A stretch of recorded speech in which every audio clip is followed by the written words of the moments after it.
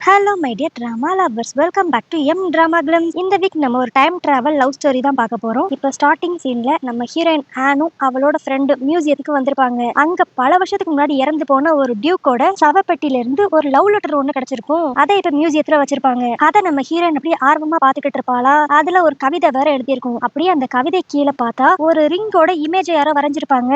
இதை பார்த்துட்டு நம்ம ஹீரோயினுக்கு ஏதோ ஸ்ட்ரைக் ஆகிற மாதிரி இருக்கும். அதுக்கடுத்து நம்ம ஹீரோயின் அப்படியே அவளோட வீட்டுக்கு வந்து எதையோ தேடிக்கிட்டே இருப்பா. கடைசியில ஏதோ ஒரு விஷயத்த பார்த்து அப்படி சந்தோஷப்படுவா. என்னன்னு பார்த்தா அந்த லெட்டர்ல வரைஞ்சிருந்த அதே மாதிரி ரிங் இவகிட்டே இருக்கும். இத பார்த்து நம்ம ஹீரோன் அப்படியே இதை மட்டும் நம்ம வித்தோம்னா நம்ம பெரிய பணக்காரி ஆயிரலாம் அப்படின்னு நினைச்சுக்கிட்டு இருக்கப்பயே டக்குன்னு அந்த ரிங்ல இருந்து ஒரு பிரகாசமான ஒரு ஒளி வரும். அப்படியே இங்க சீன் கட் பண்ணி பலாயிரம் வருஷத்துக்கு முன்னாடி தான் காட்டுவாங்க. அங்க ஒரு டியூக் அப்படியே ரெண்டு கொலையாளிக கூட சண்டை போட்டுக்கிட்டு இருப்பான். ஆக்சுவலி இந்த டியூக் தான் நம்ம கதையோட ஹீரோ. இவன் பேரு ஷூ. நம்ம ஹீரோ ரொம்ப பவர்ஃபுல்லான ஆளா இருப்பான் போல. அவனுக்கு ஆப்போசிட்ல 4 பேர் இருந்தாலும் இவன் ஒத்த ஆளா செமையா ஃபைட் பண்ணிக்கிட்டு இருப்பான். அப்போ வானத்துல இருந்து ஏதோ ஒரு சத்தம் கேட்கும். ஹீரோ கூட சண்டை போட்டுக்கிட்டு இருக்கவன் என்னடா அப்படின்ட்டு மேல அண்ணாந்து பார்த்தா நம்ம ஹீரோயின் பொத்துன்னு வந்து கீழே விழுவா. அதாவது பிரசன்ட்ல இருந்த நம்ம ஹீரோயின் எப்படியோ டைம் டிராவல் பண்ணி பலாயிரம் வருஷத்துக்கு பின்னாடி வந்திருக்கா. ஆனா இவள இந்த கெட்டப்ல பார்த்த அந்த கொலையாளிகள் எல்லாம் புதுசா ஏதோ ஒரு அமானுஷம் வந்திருக்கு அப்படின்ட்டு இப்ப நம்ம ஹீரோயினை கொலை பண்ண பாப்பாங்க. நம்ம ஹீரோயினுக்கு ஒண்ணும் புரியாது. நான் என்னோட வீட்டுல இருந்தேன், நான் எப்படி காட்டுக்கு வந்தேன், அது மட்டும் இல்லாம நீங்களும் என்னோட வித்தியாசமான கெட்டப் போட்டிருக்கீங்க, ஏதோ ஹிஸ்டாரிக்கல் டிராமா ஷூட் பண்ணிக்கிட்டு இருக்கீங்களா அப்படிங்கிற மாதிரி அதை ஃபன்னா கலாய்ச்சிக்கிட்டு இருப்பா. அப்போ இவளை காப்பாத்துறதுக்கு கரெக்டா நம்ம ஹீரோ அந்த இடத்துக்கு வந்துருவானா. ஆனா அங்க வந்தவன் நம்ம ஹீரோனோட ஃபேஸ பார்த்தனையும் அப்படியே ஒரு மாதிரி ஷாக் ஆயிருவான். நீ இங்க என்ன பண்ற அப்படிங்கிற மாதிரி. அதுக்கு நம்ம ஹீரோயினும் ஒரு மாதிரி டவுட்டோட இதுக்கு முன்னாடி நம்ம ரெண்டு பேரும் மீட் பண்ணிருக்கோமா அப்படிங்கிற மாதிரி கேட்டுக்கிட்டு இருப்பா. அப்பதான் நம்ம ஹீரோட கையில இருந்து ரத்த வரத அவ நோட் பண்ணுவா. சோ இங்க நடக்கிற சண்டை எல்லாமே ஒரிஜினல் அப்படின்னு தெரிஞ்ச உடனே நம்ம ஹீரோயின் அப்படியே மயங்கிருவா. அடுத்து கண் முழிச்சு பார்த்தா அவ ஜெயில இருப்பா. நம்ம ஹீரோயின் ரொம்ப கன்ஃபியூஸ் ஆகி போயிருவா. தன்னை சுத்தி என்ன நடக்குதுன்னே புரியாது. அப்புறம் தான் எல்லா விஷயத்தையும் யோசித்து பாப்பாளா. சோ இதுலயே இவளுக்கு கொஞ்சம் கொஞ்சம் ஐடியா வந்துரும். ஓகே, நம்ம டைம் டிராவல் பண்ணி தான் இங்க வந்திருக்கோம் அப்படிங்கிற மாதிரி. அதனால எப்படியான்ட்டு இங்க இருந்து திரும்பி வெளியே போயிடணும்ட்டு அந்த கதவு கிட்ட போய் உட்காந்துக்கிட்டு என்ன இங்க இருந்து வெளியே விட்டுருங்கடா, கதவை திறங்கடா அப்படின்ட்டு கத்திக்கிட்டே இருப்பா. ஆனா யாரும் வந்து கதவை திறந்த மாதிரியே இருக்காது. இதனாலேயே நம்ம ஹீரோயின் ரொம்ப டயர்ட் ஆயிருவாளா. அப்ப கரெக்டா நம்ம ஹீரோட அசிஸ்டன்ட் அங்க வந்து நம்ம ஹீரோயினை தரன்னு இழுத்துட்டு வேற ஏதோ ரூமுக்கு கூட்டு போவான். அந்த ரூமை பார்த்தா நிறைய பேர் டார்ச்சர் பண்ற ரூம் மாதிரி இருக்கும். இதை பார்த்து நம்ம ஹீரோயின் அப்படி பயந்து போய் ஐயோ என்ன எதுவும் செஞ்சிடாதீங்க, நான் எல்லா உண்மையும் சொல்லிடுறேன், நான் ஒரு சாதாரண ஃபுட் vlogger தான், எனக்கு ஜஸ்ட் 25 வயசு ஆகுது, நான் எப்படி இந்த இடத்துக்கு வந்தேன்னு எனக்கு தெரியாது அப்படின்ட்டு கடகடன்னு எல்லாத்தையும் ஒப்பிச்சிருவா. ஆனா ஆப்போசிட்ல இருந்து எந்த பதிலும் வராது. அப்பன்னு பார்த்து நம்ம ஹீரோயினுக்கு செமையா ஒரு ஸ்மெல் வரும். என்னன்னு பார்த்தா நம்ம ஹீரோ அந்த இடத்துல ஒரு ஹாட் பாட் டேபிள் ரெடி பண்ணிருப்பான். அதாவது நல்ல கொதிக்கிற தண்ணியில பாதி வெந்த சாப்பாடை போட்டு அப்படியே டேபிள்லயே சமைச்சு சாப்பிடுறதுதான் ஹாட் பாட். அந்த மாதிரி ஒரு செட்டப்பை நம்ம ஹீரோ அரேஞ்ச் பண்ணி வச்சிருப்பான். இதை பார்த்து நம்ம ஹீரோயினுக்கு ஒரு மாதிரி சந்தேகமாயிரும். ஹாட் பாட் கல்ச்சர் இந்த காலத்துல கூட இருக்கா அப்படிங்கிற மாதிரி. ஆனா நம்ம ஹீரோ இவ கேக்குற எந்த கேள்விக்கும் பதில் சொல்லாம வந்து சாப்பிடு அப்படின்பா. நம்ம ஹீரோயின் வந்து உட்காந்தனையும் அவளாவே சாஸ் ரெடி பண்ணிக்கிட்டு இருப்பாளா. அப்ப அவளுக்கு பிடிச்ச மாதிரி நிறைய இன்கிரீடியன்ஸ் அதுல போடுவா. அப்ப கரெக்டா நம்ம ஹீரோ இந்த சுகரை தானே தேடிக்கிட்டு இருக்க அப்படின்ட்டு கரெக்டா சுகர் எடுத்து கொடுப்பான். இதை வாங்கின நம்ம ஹீரோயினுக்கு நான் சாஸ்ல சுகர் போட்டு சாப்பிடுவேன் உனக்கு எப்படி தெரியும் அப்படின்ட்டு ஆச்சரியமா கேட்பா. அதுக்கு நம்ம ஹீரோவும் உன்னோட பழக்க வழக்கங்களை பத்தி எனக்கு தெரியாதா என்ன, இத்தனை வருஷம் கழிச்சு இன்னும் நீ மாறவே கிடையாதுல, அதெல்லாம் இருக்கட்டும், அது என்ன என்ன தெரியாத மாதிரியே நடிச்சுக்கிட்டு இருக்க அப்படிங்கிற மாதிரி கேட்பான். இதை கேட்ட நம்ம ஹீரோயின் அப்படி ரொம்ப ஆர்வமா அப்படின்னா நீயும் என்ன மாதிரி ஃபியூச்சர்ல இருந்து வந்திருக்கியா அப்படின்பா. இதனால நம்ம ஹீரோ கடுப்பாய் போயிருவான். நான் பாக்குறேன் இன்னும் எத்தனை நாளைக்கு ஒரு நாடகத்தை நடத்துறேன்ட்டு அப்படிங்கிற மாதிரி நம்ம ஹீரோயின் கிட்ட கோவமா பேசுவான். இதனால பயந்து போன நம்ம ஹீரோயின் நீ என்ன ரொம்ப பயமுடுத்துற, நான் இங்கெல்லாம் இருக்க மாட்டேன், நான் வீட்டுக்கு போகணும் அப்படின்ட்டு எந்திரிப்பாளா. ஆனா அதுக்கு நம்ம ஹீரோ நீ என்னை விட்டு எங்கேயும் போக முடியாது, உனக்கு என்ன ஞாபகம் இல்லைன்னு சொன்னேன், சரி உன் ஞாபகத்துல நான் திரும்பி கொண்டு வரேன், அதனால நான் சொல்ற வரைக்கும் நீ என்னோட வேலைக்காரியா இதே வீட்டுல தான் இருக்கணும் அப்படின்ட்டு ஆர்டர் பண்ணிருவான். ஆனா நம்ம ஹீரோனத்தெல்லாம் மதிக்கவே மாட்டா. நான் இதுக்கு உன் பேச்சு கேட்கணும், நான் எப்படியான்ட்டு இங்க இருந்து எஸ்கேப் ஆயிருவேன் அப்படின்பாளா. நீ எஸ்கேப் ஆனாலும் உன் உயிருக்கு ஆபத்து, ஏன்னா நீ சாப்பிட்ட சாப்பாடுல நான் ஸ்லோ பாய்சன் கலந்துட்டேன், இன்னும் ஒரு 7-8 நாள்ல எப்படி நீ செத்து போயிருவ, அப்படி நீ சாகக்கூடாதுன்னா நான் சொல்ற மாதிரி நீ இதே வீட்டுல இருந்தேன்னா அதுக்கான மாத்து மருந்து உனக்கு நான் கொடுப்பேன் அப்படின்ட்டு பிளாக்மெயில் பண்ண ஆரம்பிச்சிருவான். இப்ப பாவம் நம்ம ஹீரோனுக்கு வேற வழியே இல்ல, இவன் சொல்ற மாதிரி கேட்டுதான் ஆகணும். அதுக்கடுத்து அப்படியே அடுத்த நாள் தான் காட்டுவாங்க. இப்ப நம்ம ஹீரோயின் ஒரு வேலைக்காரியா அங்க வேலையெல்லாம் செஞ்சுக்கிட்டு இருப்பாளா. அப்ப அவ மைண்ட்ல ஓடுறது எல்லாமே நம்ம எப்படி ஃபர்ஸ்ட் இங்க டைம் டிராவல் பண்ணி வந்தோம் அப்படிங்கிற மாதிரி யோசிச்சுக்கிட்டு இருப்பா. அப்புறம் தான் அவளுக்கு ட்ரைக் ஆகும் அந்த ரிங்குனாலதான் இவ எப்படி டைம் டிராவல் பண்ணி வந்திருக்கா அப்படின்ட்டு. ஆனா இப்ப அந்த ரிங் அவகிட்ட இருக்காது. சோ இந்த வீட்டுல தான் அந்த ரிங் எங்கேயான் இருக்கணும், அதை மட்டும் நம்ம கண்டுபிடிச்சிட்டோம்னா நம்ம திரும்பி நம்ம டைம்க்கே போயிடலாம் அப்படின்ட்டு இவ யோசிச்சுக்கிட்டு இருப்பா. ஆனா இதுவே இப்ப நம்ம ஹீரோட கையில தான் காட்டுவாங்க. அவன் கிட்ட தான் அந்த ரிங் இருக்கும். அவன் அப்படியே அந்த ரிங்க பாக்க அப்புறம் நம்ம ஹீரோயினை பாக்க இந்த மாதிரி மாறி மாறி பார்த்து ஏதோ யோசிச்சுக்கிட்டு இருப்பானா. அந்த இடத்துக்கு நம்ம ஹீரோட அசிஸ்டன்ட் வந்து நேத்து 4 கொலையாளிக உங்களை அட்டாக் பண்ணாங்க அப்பன்னு பார்த்து இந்த பொண்ணு திடீர்னு அந்த இடத்துக்கு வந்திருக்கா, இவளுக்கும் அந்த கொலையாளிகளுக்கும் எது சம்பந்தம் இருக்குமா, நான் வேணா விசாரிக்கவா அப்படின்ட்டு கேட்பான். ஆனா அதுக்கு நம்ம ஹீரோ ஸ்ட்ரிக்ட்டா இல்ல எனக்கு அவளை பத்தி நல்லா தெரியும், அவளுக்கும் அந்த கொலையாளிகளுக்கும் சம்பந்தமே இருக்காது அப்படின்ட்டு உறுதியா சொல்லுவான். ஆனா நம்ம ஹீரோ பேசுறதெல்லாம் பார்த்தா அவனுக்கு முன்னாடியே நம்ம ஹீரோயினை தெரியுங்கிற மாதிரி தான் இருக்கு. ஆனா இதுவே இன்னொரு பக்கம் நம்ம ஹீரோயினை பார்த்தா அவளுக்கு நம்ம ஹீரோ பத்தி ஒரு ஐடியாவும் இருக்காது. இன்ஃபேக்ட் சொல்ல போனா இந்த இடத்த பத்தி அவளுக்கு ஒரு ஐடியாவும் இருக்காது. அதுக்கடுத்து அப்படியே அன்னைக்கு நைட்டு தான் காட்டுவாங்க. நம்ம ஹீரோயின் திருட்டுத்தனமா யாருக்குமே தெரியாம நம்ம ஹீரோட ரூமுக்கு வருவா. என்னன்னா அவன் தான் நம்ம ஹீரோயினுக்கு ஸ்லோ பாய்சன் கொடுத்திருக்கானே, அதுக்கான மாத்து மருந்து இவன் கிட்ட தான் இருக்கும் அப்படின்ட்டு அதை தேடுறதுக்காக வந்திருப்பான். அங்க பார்த்தா நம்ம ஹீரோ நல்லா குடிச்சிட்டு செம போதையில படுத்திருப்பான். இந்த சான்ஸ் யூஸ் பண்ணிக்கிட்டாவ அப்படியே அந்த ரூம் பூரா தேடி பாப்பா. ஆனா எங்கேயுமே மாத்து மருந்து இருக்கிற மாதிரி தெரியாது. சே என்னடா இது அப்படின்னு வெக்ஸ் ஆகி பார்த்தா இப்ப நம்ம ஹீரோவோட கையில அந்த ரிங் இருக்கிறத அவ பாத்துருவா. சரி மாத்து மருந்து தான் கிடைக்கல, அட்லீஸ்ட் இந்த ரிங்கியான்ட்டு எடுத்துருவோம் அப்படின்ட்டு நம்ம ஹீரோ பக்கத்துல போவா. ஆனா இவ பக்கத்துல போன உடனே நம்ம ஹீரோ ஏதோ ஒரு கொலையாளி தான் ரூம்குள்ள வந்துட்டான்னு நினைச்சு டக்குன்னு நம்ம ஹீரோனோட கழுத்துல கத்தி வச்சிருவான். ஆனா இப்ப ஆப்போசிட்ல இருக்கிறது ஹீரோயின் அப்படின்னு தெரிஞ்ச உடனே டக்குன்னு அவளோட கண்ணத்துல கிஸ் பண்ணிட்டு நீ மறுபடியும் என்னோட கனவுல வந்துட்டியா அப்படின்ட்டு அவன் இது எல்லாத்தையும் கனவுன்னு நினைச்சு பேசிக்கிட்டு இருப்பான். என்னன்னா அவன் தான் ஏற்கனவே குடி போதையில இருக்கானே, அதனால இது நம்ம ரியல் ஹீரோயின் அவனுக்கு தெரியல. ஆனா இப்படி கிஸ் பண்ண ஆரம்பிச்சவன் ஒரு கிஸோட நிப்பாட்டாம அப்படியே 4-5 கூட்டிட்டு போய்கிட்டே இருப்பான். நம்ம ஹீரோயின் பாப்பா இது சரிப்பட்டு வராது, பேசாம கத்தி எடுத்து இவனை குத்திரலாமா அப்படின்னு பாக்குறப்ப நம்ம ஹீரோ ஒரு மாதிரி சோகமா நீ எதுக்கு என்ன விட்டுட்டு போன, நீ மறுபடியும் என்ன விட்டுட்டு போயிருவியா அப்படிங்கிற மாதிரி ஒரு மாதிரி கண் கலங்குற மாதிரி கேட்பான். சோ இதுலயே நம்ம ஹீரோயின் புரிஞ்சுக்குவா, ஓகே இவன் மனதளவுல காயப்பட்டிருக்கான், வேற ஏதோ ஒரு பொண்ணு நினைச்சு என்கிட்ட பேசிக்கிட்டு இருக்கான் அப்படின்ட்டு. அதனால அவளும் எதுவும் சொல்லாம அப்படியே நம்ம ஹீரோ பக்கத்துல படுத்து தூங்கிடுவா. இப்ப அப்படியே அடுத்த நாள் காலையில தான் காட்டுவாங்க. இப்ப நம்ம ஹீரோ கண் முழிச்ச உடனே நம்ம ஹீரோயின் பக்கத்துல இருக்கிறத பாத்துருவான். பார்த்தவன் சந்தோஷப்படுவான்னு சொல்லி நினைச்சா அவன் டக்குன்னு நம்ம ஹீரோயினை மிதிச்சு கீழே தள்ளி விட்டுருவான். நம்ம ஹீரோயின் உடனே டேய் நேத்து நைட் என்னன்னா என்ன கட்டி பிடிச்சு இப்ப என்னன்னா சம்பந்தமே இல்லாம உதைக்கிறியே அப்படிங்கிற மாதிரி அவ புலம்பிக்கிட்டு இருப்பா. ஆனா அப்பன்னு பார்த்து வெளியே ஒரு வேலைக்காரன் வந்து நின்னு மாஸ்டர் உங்களுக்கு ட்ரெஸ் சேஞ்ச் பண்றதுக்கு நான் ஹெல்ப் பண்ணவா அப்படின்ட்டு கேட்பான். ஆனா இவதான் இப்ப உள்ள இருக்காளே, யாரான்னு வந்தா பிரச்சனை ஆயிரும்ட்டு நம்ம ஹீரோ யாரையும் உள்ள விட மாட்டானா. ஆனா அப்ப நம்ம ஹீரோ என்ன நினைச்சான்னு தெரியல, நீங்க ஏன் மித்தவங்க கிட்ட ஹெல்ப் கேக்குறீங்க, நான் உங்களுக்கு ட்ரெஸ் சேஞ்ச் பண்ண ஹெல்ப் பண்றேன் அப்படின்ட்டு நம்ம ஹீரோவை வீம்புக்கிட்டே தொட்டு தொட்டு செக் பண்ணிக்கிட்டு இருப்பா. என்னன்னு பார்த்தா மோதிரத்தை எடுக்கிறதுக்காக தான் இவ்வளவு பிளானும் பண்றா போல. ஆனா இவளோட இன்டென்ஷன் நம்ம ஹீரோவுக்கும் நல்லா புரிஞ்சிரும். அவன் இப்ப அப்படியே இந்த ரிங்க காமிச்சு இதை தர தேடிக்கிட்டு இருக்க, ஆனா இது உனக்கு அவ்வளவு சீக்கிரத்துல கிடைக்காது அப்படின்ட்டு வம்புடுப்பான். நம்ம ஹீரோயின் கெஞ்சி பாப்பா எனக்கு அந்த ரிங் வேணும், அது இருந்தா தான் என்னால என்னோட இடத்துக்கே போக முடியும் அப்படிங்கிற மாதிரி சொல்லி பாப்பா.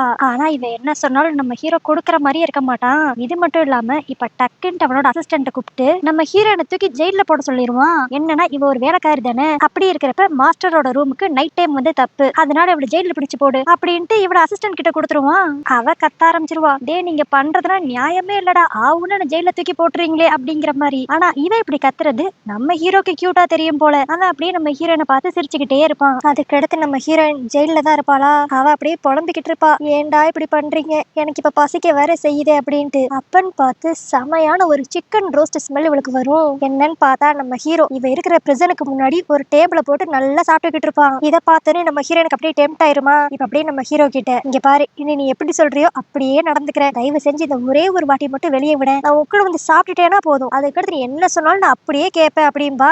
நம்ம ஹீரோ அப்படியே சிரிச்சுக்கிட்டே நல்ல ஃபுட்டியா இருப்பா போலயே அப்படின்ட்டு கதவை திறந்து விட்டுருவான். அப்புறம் என்ன நம்ம ஹீரோ கூட சேர்ந்து நல்ல வயிறு முட்டை நம்ம ஹீரோயின் சாப்பிட்டுருவா. ஆனா சாப்பிட்ட எடுத்து இப்ப திரும்பி ஜெயிலுக்குள்ள போகணுமா இல்ல வீட்டுக்குள்ள போகணுமா அப்படிங்கறது இவளுக்கு தெரியாது. அதனால ஒரு மாதிரி அப்படியே தயங்கிக்கிட்டே சரி நான் சாப்பிட்டுட்டேன் திரும்பி ஜெயிலுக்குள்ளேயே போறேன் அப்படின்ட்டு வீம்புக்கிட்டே நம்ம ஹீரோ கிட்ட திரும்ப திரும்ப சொல்லி கொஞ்சம் கொஞ்சமா அடி எடுத்து வச்சுக்கிட்டு இருப்பா. அதாவது அவன் என்ன நினைக்கிறான்னா ஹீரோ மட்டும் ஜெயிலுக்குள்ள போகாதன்னு சொல்லிட்டானா நம்ம ஜாலியா வீட்டுக்குள்ள போயிடலாம் அப்படிங்கிற மாதிரி அவன் நினைச்சுக்கிட்டு இருப்பா. ஆனா நம்ம ஹீரோ வாய திறந்து ஒண்ணுமே சொல்ல மாட்டான். ஆனா இப்படி பின்னாடி திரும்பி திரும்பி பார்த்து நடந்துகிட்டு இருந்தனால நம்ம ஹீரோன் அப்படியே ஸ்லிப் ஆகி விழுக போவா. அப்ப லபக்குன்னு வந்து நம்ம ஹீரோ கேட்ச் பண்ணிடுவான். அவ்வளவுதான், வழக்கம் போல இவங்க ரெண்டு பேருக்குள்ள ஒரு ஸ்பார்க் வந்துரும். ஆனா அப்பன்னு பார்த்து இவனோட அசிஸ்டன்ட் ஏதோ ஒரு முக்கியமான விஷயம் சொல்றதுக்கு வேமா வர, ஆனா இந்த அசிஸ்டன்ட் பார்த்து நம்ம ஹீரோ அப்படியே பொத்துன்னு நம்ம ஹீரோனை கீழே போட்டு விட்டுருவான். ஆனா வந்த அசிஸ்டன்ட் நம்ம ஹீரோவோட காதுக்குள்ள ஏதோ சொல்ல, அதுக்கு அடுத்த செகண்ட் அப்படியே ரெண்டு பேருமே அங்க இருந்து கிளம்பி போயிருவாங்க.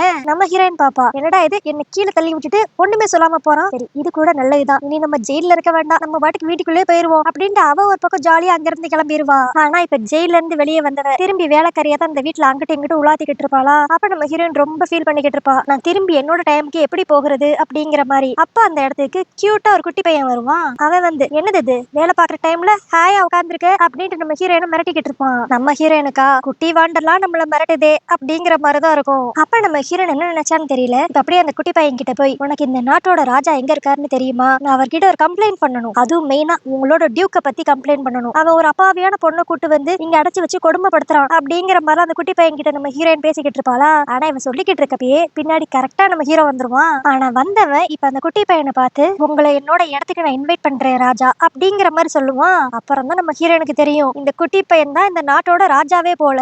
இந்த குட்டி பையன் மெயினா எதுக்கு இந்த இடத்துக்கு வந்திருப்பான்னா, நம்ம ஹீரோ ஒரு டியூக் தானே, அதனால அவனுக்கு இந்த ராஜ்யத்தெல்லாம் எப்படி மெயின்டைன் பண்ணுங்கிற விஷயம் நல்லாவே தெரியும். அதனால சின்ன பையனா இருக்கிற இந்த ராஜா நம்ம ஹீரோ கிட்ட இப்ப நிறைய விஷயம் கத்துக்கிறதுக்காக இங்க வந்திருப்பான். சோ அதனால நம்ம ஹீரோவும் அந்த குட்டி பையனுக்கு நிறைய விஷயங்கள் சொல்லி கொடுத்துக்கிட்டு இருப்பான். ஆனா நம்ம ஹீரோன் அதே இடத்துக்கு வந்துட்டு கை காலை வச்சுட்டு சும்மா இல்லாம அங்க இருக்கிற நிறைய அழகான பொருள் எல்லாம் பார்த்துட்டு, ஆஹா இதை மட்டும் நம்ம வீட்டுக்கு போறப்ப எடுத்துட்டு போனோம்னா நல்ல பணக்காரி ஆயிரலாம் அப்படின்ட்டு அங்க இருக்க 2-3 ஐட்டத்தை ஆட்டையை போட ட்ரை பண்ணிக்கிட்டு இருப்பா. ஆனா இவன் இப்படி பண்றதெல்லாம் அந்த குட்டி ராஜாக்கு ரொம்ப காமெடியா இருக்கும் போல. அதனால நம்ம ஹீரோ சொல்லி கொடுக்கறத கவனிக்காம அந்த குட்டி பையன் நம்ம ஹீரோயினையே பாத்துக்கிட்டு இருப்பான். இதை வந்து நம்ம ஹீரோவும் கண்டுபிடிச்சிருவான். அதனால இப்ப அப்படியே நம்ம ஹீரோயின் திருடி வச்சிருக்க பொருள் எல்லாம் வாங்கிட்டு கிளாஸ ஒழுங்கா கவனிக்காதனால அந்த குட்டி ராஜாவை இப்ப நம்ம ஹீரோ லைட்டா திட்டுவான். நீங்க என்னதான் சின்ன பையனா இருக்கலாம், ஆனாலும் இப்ப நீங்க இந்த நாட்டோட ராஜா, சோ உங்க போக்கஸ் எல்லாமே எது முக்கியமோ அதுலதான் இருக்கணும் அப்படிங்கிற மாதிரி லைட்டா மிரட்டுவான். ஆனா அப்பன்னு பார்த்து கரெக்டா அந்த இடத்துக்கு ராணி வந்துருவாங்க. அதாவது இந்த குட்டி ராஜாவோட அம்மா போல. ஆனா அம்மானா இவ இந்த குழந்தைய பெற்றிருக்க மாட்டா, இவ ஒரு சித்தி மாதிரின்னு வச்சுக்கலாம். இந்த ராணி பேரு யூ. அந்த ராணி இப்ப அப்படியே அந்த குட்டி ராஜா கிட்ட படிப்பெல்லாம் எப்படி போகுது அப்படிங்கிற மாதிரி எல்லாத்தையும் விசாரிச்சுட்டு இப்ப அப்படியே நம்ம ஹீரோ கிட்ட, ராஜாக்கு உங்களனா ரொம்ப பிடிச்சிருக்கு, ஆனாலும் அவர் என்னதான் இருந்தாலும் சின்ன பையன் தான், அவர் உங்க கூட டைம் ஸ்பெண்ட் பண்ணணும்னு ரொம்ப ஆசைப்படுறாரு, அதனால இன்னைக்கு நைட்டு வேணா நீங்க எங்களோட இடத்துக்கு விருந்துக்கு வாங்க அப்படிங்கிற மாதிரி இன்வைட் பண்ணுவா. ஆனா அந்த ராணி பேசுறதுலே நல்லா தெரியும் அவளுக்கு நம்ம ஹீரோ மேல இன்ட்ரெஸ்ட் இருக்கிற மாதிரி. இதை அங்க நின்னு கேட்டுக்கிட்டு இருந்த நம்ம ஹீரோயினும் புரிஞ்சுக்குவா. பட் ஆனா நம்ம ஹீரோக்கு பெருசா அந்த ராணி மேல எந்த இன்ட்ரெஸ்ட் இருக்காது போல. அவன் அப்படியே, இல்ல இருக்கட்டும் ராணி, இன்னைக்கு எனக்கு ஒரு முக்கியமான வேலை இருக்கு அப்படின்ட்டு அந்த டின்னரை தட்டி கழிச்சிருவான். இதனால பாவம் அந்த ராணியோட மூஞ்சி அப்படியே மாறிடும். ஆனா அதுக்கு அடுத்துதான் அந்த ராணி நம்ம ஹீரோ பக்கத்துல நிக்கிற ஹீரோயினை பாப்பா.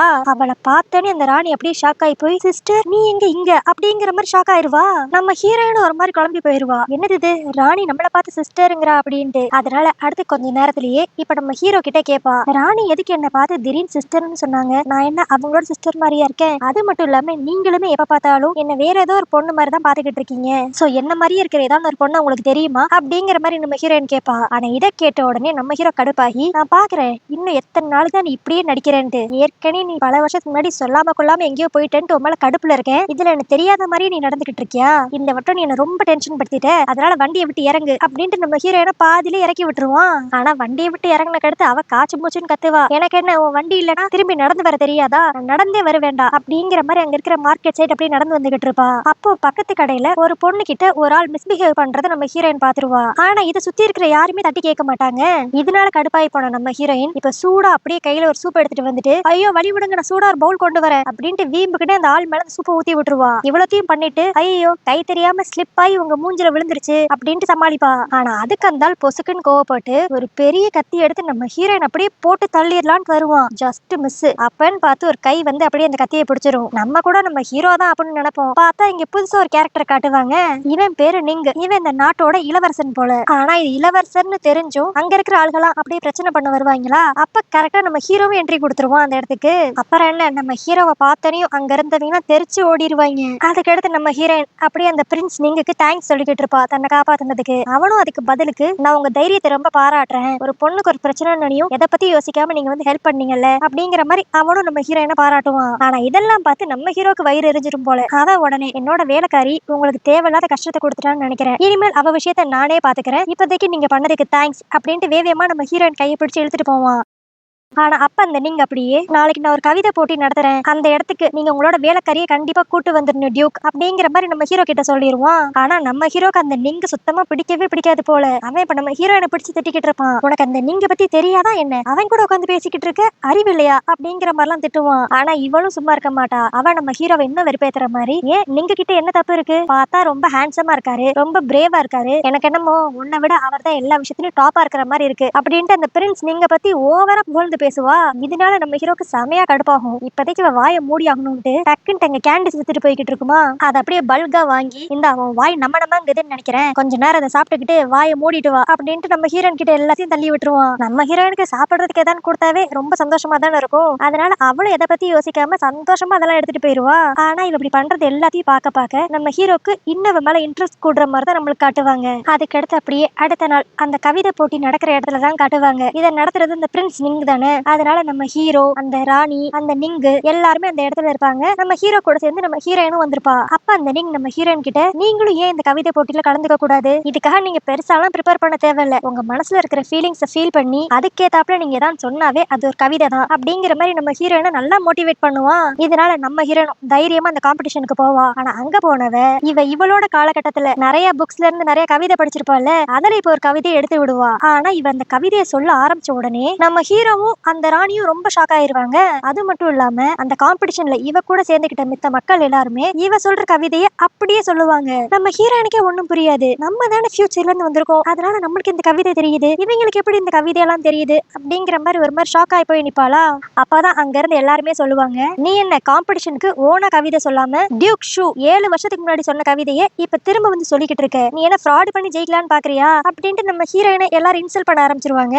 அப்புறம் தான் நம்ம ஹீரோயினுக்கு தெரியும் இவ அவளோட காலகட்டத்துல படிச்ச கவிதை நம்ம ஹீரோ எழுதுனது போல. ஆனா இப்படி பப்ளிக்கா அங்க இருக்கிற எல்லாரும் நம்ம ஹீரோயினை டீஸ் பண்ண ஆரம்பிச்சனால அவ அப்படியே அங்க இருந்து வேகமா ஓடிடுவா. ஆனா இதுவே இன்னொரு பக்கம் அந்த ராணியையும் அந்த பிரின்ஸ் நிங்கியும் தான் காட்டுவாங்க. அவங்க 2 பேரும் இப்ப நம்ம ஹீரோவை பார்த்து, அவ இன்னும் ஒண்ணு நல்லா ஞாபகம் வச்சிருக்கா போலயே, அவளுக்கு ஒண்ணு இன்னும் பிடிச்சிருக்குன்னு நினைக்கிறேன், அதனால தான் நீ 7 வருஷத்துக்கு முன்னாடி சொன்ன கவிதையை இப்ப கரெக்டா சொல்றா அப்படிம்பாங்க. இந்த இடத்துல நம்மளுக்கே ஒரு மாதிரி குழப்பமாயிரும், இவங்க எல்லாரும் எந்த பொண்ணை பத்தி பேசுறாங்க, ஏன் சம்பந்தமே இல்லாம நம்ம ஹீரோயின் கூட அந்த பொண்ணை கம்பேர் பண்றாங்க அப்படிங்கிற மாதிரி தான் தோணும். அதுக்கடுத்து இப்ப அப்படியே தனியா புலம்பிக்கிட்டு இருக்கிற நம்ம ஹீரோயின் கிட்ட அந்த ராணி போய், நீங்க பார்க்க இவ்வளவு அழகா இருக்கீங்க, உங்க பேக்ரவுண்ட பத்தி பார்த்தாலும் ஏதோ சின்ன இடத்துல இருந்து வந்த மாதிரி தெரியல, பெரிய வீட்டு பொண்ணு மாதிரி தான் தெரியுறீங்க, அப்படி இருந்து நீங்க ஏன் டியூக்கோட வேலைக்காரியா இங்க இருக்கீங்க அப்படிங்கிற மாதிரி விசாரிச்சுக்கிட்டு இருப்பா. நம்ம ஹீரோயின் எப்படியாண்டு இங்க இருந்து தப்பிச்சிடணும், அதுக்கு நம்ம ராணியோட ஹெல்ப் கேட்டுருவோம்ட்டு இப்ப அப்படியே அழுகிற மாதிரி சீன் போடுவா. இந்த டியூக் ரொம்ப மோசம், ஒரு சாதாரண மனுஷியை கூட்டு வந்து இங்க வந்து ஜெயில அடைக்கிறது, வேலைக்காரியா வச்சு கொடுமைப்படுத்துறது, இந்த மாதிரிலாம் நிறைய சித்திரவதைகள் பண்றாரு அப்படின்ட்டு நம்ம ஹீரோ பத்தி தப்பு தப்பா சொல்லுவா.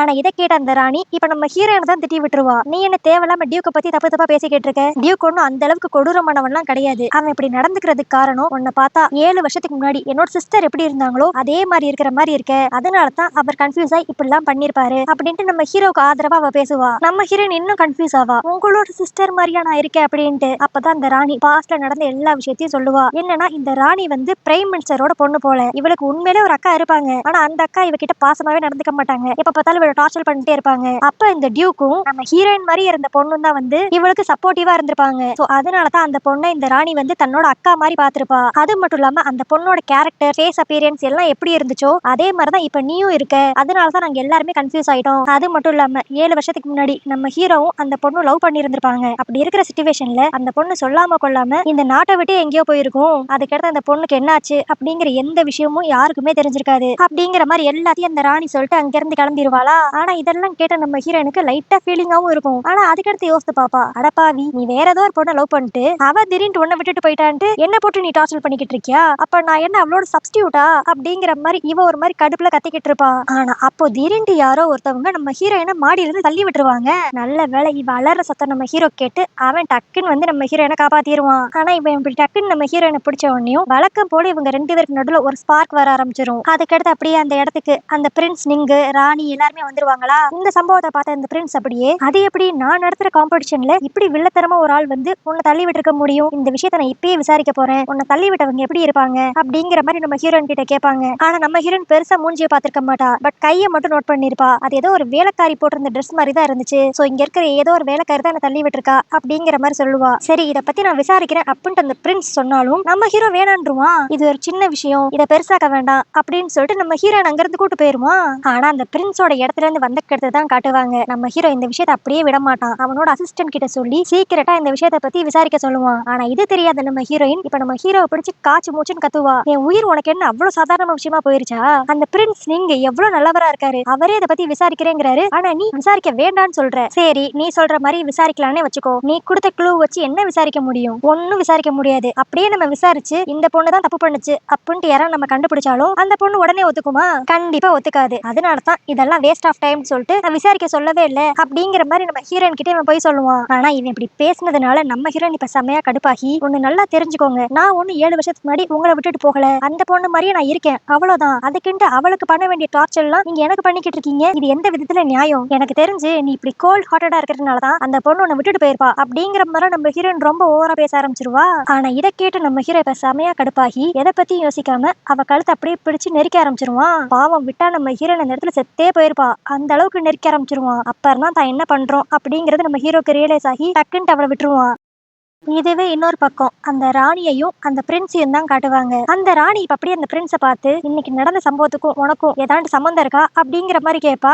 ஆனா அவன் அதுக்கு பதில் சொல்லாம, டியூக்குக்கும் அந்த பொண்ணு ஆனுக்கும் என்ன சம்பந்தம் இருக்கும்னு நினைக்கிறீங்க? அவளை பார்த்தா ஜஸ்ட் வேலைக்காரி மாதிரி தெரியலையே, 2 பேரும் செம க்ளோஸா இருக்காங்களே அப்படிங்கிற மாதிரி அந்த நீங்க சொல்ல, இதை கேட்டோன்னு அந்த ராணிக்கு செமையா கடுப்பாகும். அதனால அந்த ராணியை இப்ப அப்படியே நீங்க பார்த்து, நீ ஏதோ ஒரு விஷயத்த சொல்லணுங்கிறதுக்காக தான் தேவையில்லாம என்ன ட்ரிகர் பண்ற, எதுக்காக இப்ப இங்க வந்திருக்க, தெளிவா சொல்லு அப்படின்ட்டு அவ கேட்க. ஆனா அதுக்கு அந்த நீங்க இப்ப அப்படியே, இத்தனை நாள் அந்த டியூக் மனசளவுல ரொம்ப வீக்கா இருந்தான், இப்ப இந்த பொண்ணு வந்த கடுத்து அவன் கிட்ட சில மாற்றங்கள் வந்துருச்சு. இது இப்படியே போச்சுன்னா எனக்கும் நல்லது இல்ல, உங்களுக்கும் நல்லது இல்ல. ஏன்னா அவன் கூட யாருமே இல்லாத வரைக்கும் தான் அவன் எதனாலும் உங்களை தேடி வருவான். அதே மாதிரி எனக்குமே அவன் வீக்கா இருக்கிற வரைக்கும் தான் என்னோட பிளானை எக்ஸிக்யூட் பண்றதுக்கு கரெக்டா இருக்கும் அப்படிங்கிற மாதிரி அந்த நீங்க சொல்லுவான். ஆனா அந்த ராணியை தான் பார்க்கணும். அவ இப்ப அப்படியே, எனக்கு உன்னோட பிளானை பத்திலாம் எந்த அக்கறையும் கிடையாது, என் மைண்ட்ல இப்ப ஓடுற விஷயமே அந்த புதுசா வந்திருக்கிற வேலைக்கார பொண்ணு தான். அவ வேற ஒரு ஆளா இருந்தாலும் பிரச்சனையே இல்ல, 7 வருஷத்துக்கு முன்னாடி காணா போன என்னோட சிஸ்டரா இருந்தாலும் பிரச்சனையே இல்ல. ஆனா இந்த வட்டம் கண்டிப்பா யார் நினைச்சாலும் டியூக்கை என்கிட்ட இருந்து பிரிக்கவே முடியாது அப்படிங்கிற மாதிரி அந்த ராணி அவன் மனசுல நினைச்சுக்குவா. சோ இந்த இடத்துல நமக்கு நல்லா தெரியுது, இந்த ராணியும் கொஞ்சம் கெட்டவ, அந்த பிரின்ஸ் நீங்கும் கொஞ்சம் கெட்டவன் அப்படின்ட்டு. நம்ம ஹீரோனை தான் காட்டுவாங்க. நம்ம ஹீரோ கழுத்தை பிடிச்சு நெரிச்சனால எப்படியான்ட்டு இந்த இடத்த விட்டு எஸ்கேப் ஆகணும்னு சொல்லி பதுங்கி பதுங்கி வாசல் வரைக்கும் வந்துருவா. ஆனா வாசல் கிட்ட 2 கார்ட்ஸ் நிப்பாங்களா, என்ன பண்றது அப்படின்னு யோசிச்சுக்கிட்டு இருக்கப்ப திடீர்னு இந்த வீட்டுக்குள்ள 2 கொலையாளிகள் இறங்கிடுவாங்க. அவங்க அங்க இருந்த கார்ட்ஸ் அப்படியே போட்டு தள்ளிட்டு ஆப்போசிட் சைட் திரும்பினா அங்க நம்ம ஹீரோயின் இருக்கத பாத்துருவாங்க. அதனால இப்ப நம்ம ஹீரோயினை துரத்த ஆரம்பிச்சிருவாங்க. இதனால பயந்து போன நம்ம ஹீரோயின் என்ன பண்றதுன்னு தெரியாம டக்குன்ட்டு நம்ம ஹீரோட ரூம்குள்ள புகுந்துருவா. அங்க பார்த்தா நம்ம ஹீரோ குளிச்சுட்டு அரையும் குறையுமா வந்து நின்னுகிட்டு இருப்பான். ஆனா இவனை இப்படி பார்த்த உடனேயும் இந்த ரூம்குள்ள எதுக்கு வந்தோம் அப்படிங்கிற விஷயத்த நம்ம ஹீரோயின் மறந்துட்டு மெய் மறந்து நிக்க ஆரம்பிச்சிருவா. ஆனா அப்ப அந்த கொலையாளிக கரெக்டா இந்த ரூமே சுத்திக்கிட்டு இருப்பாங்களா. ஆனா அப்புறம் தான் நம்ம ஹீரோயினுக்கு தெரிய வரும், இந்த கொலையாளிக தேடி வந்தது நம்ம ஹீரோயின் போட்டதுல தான் போல.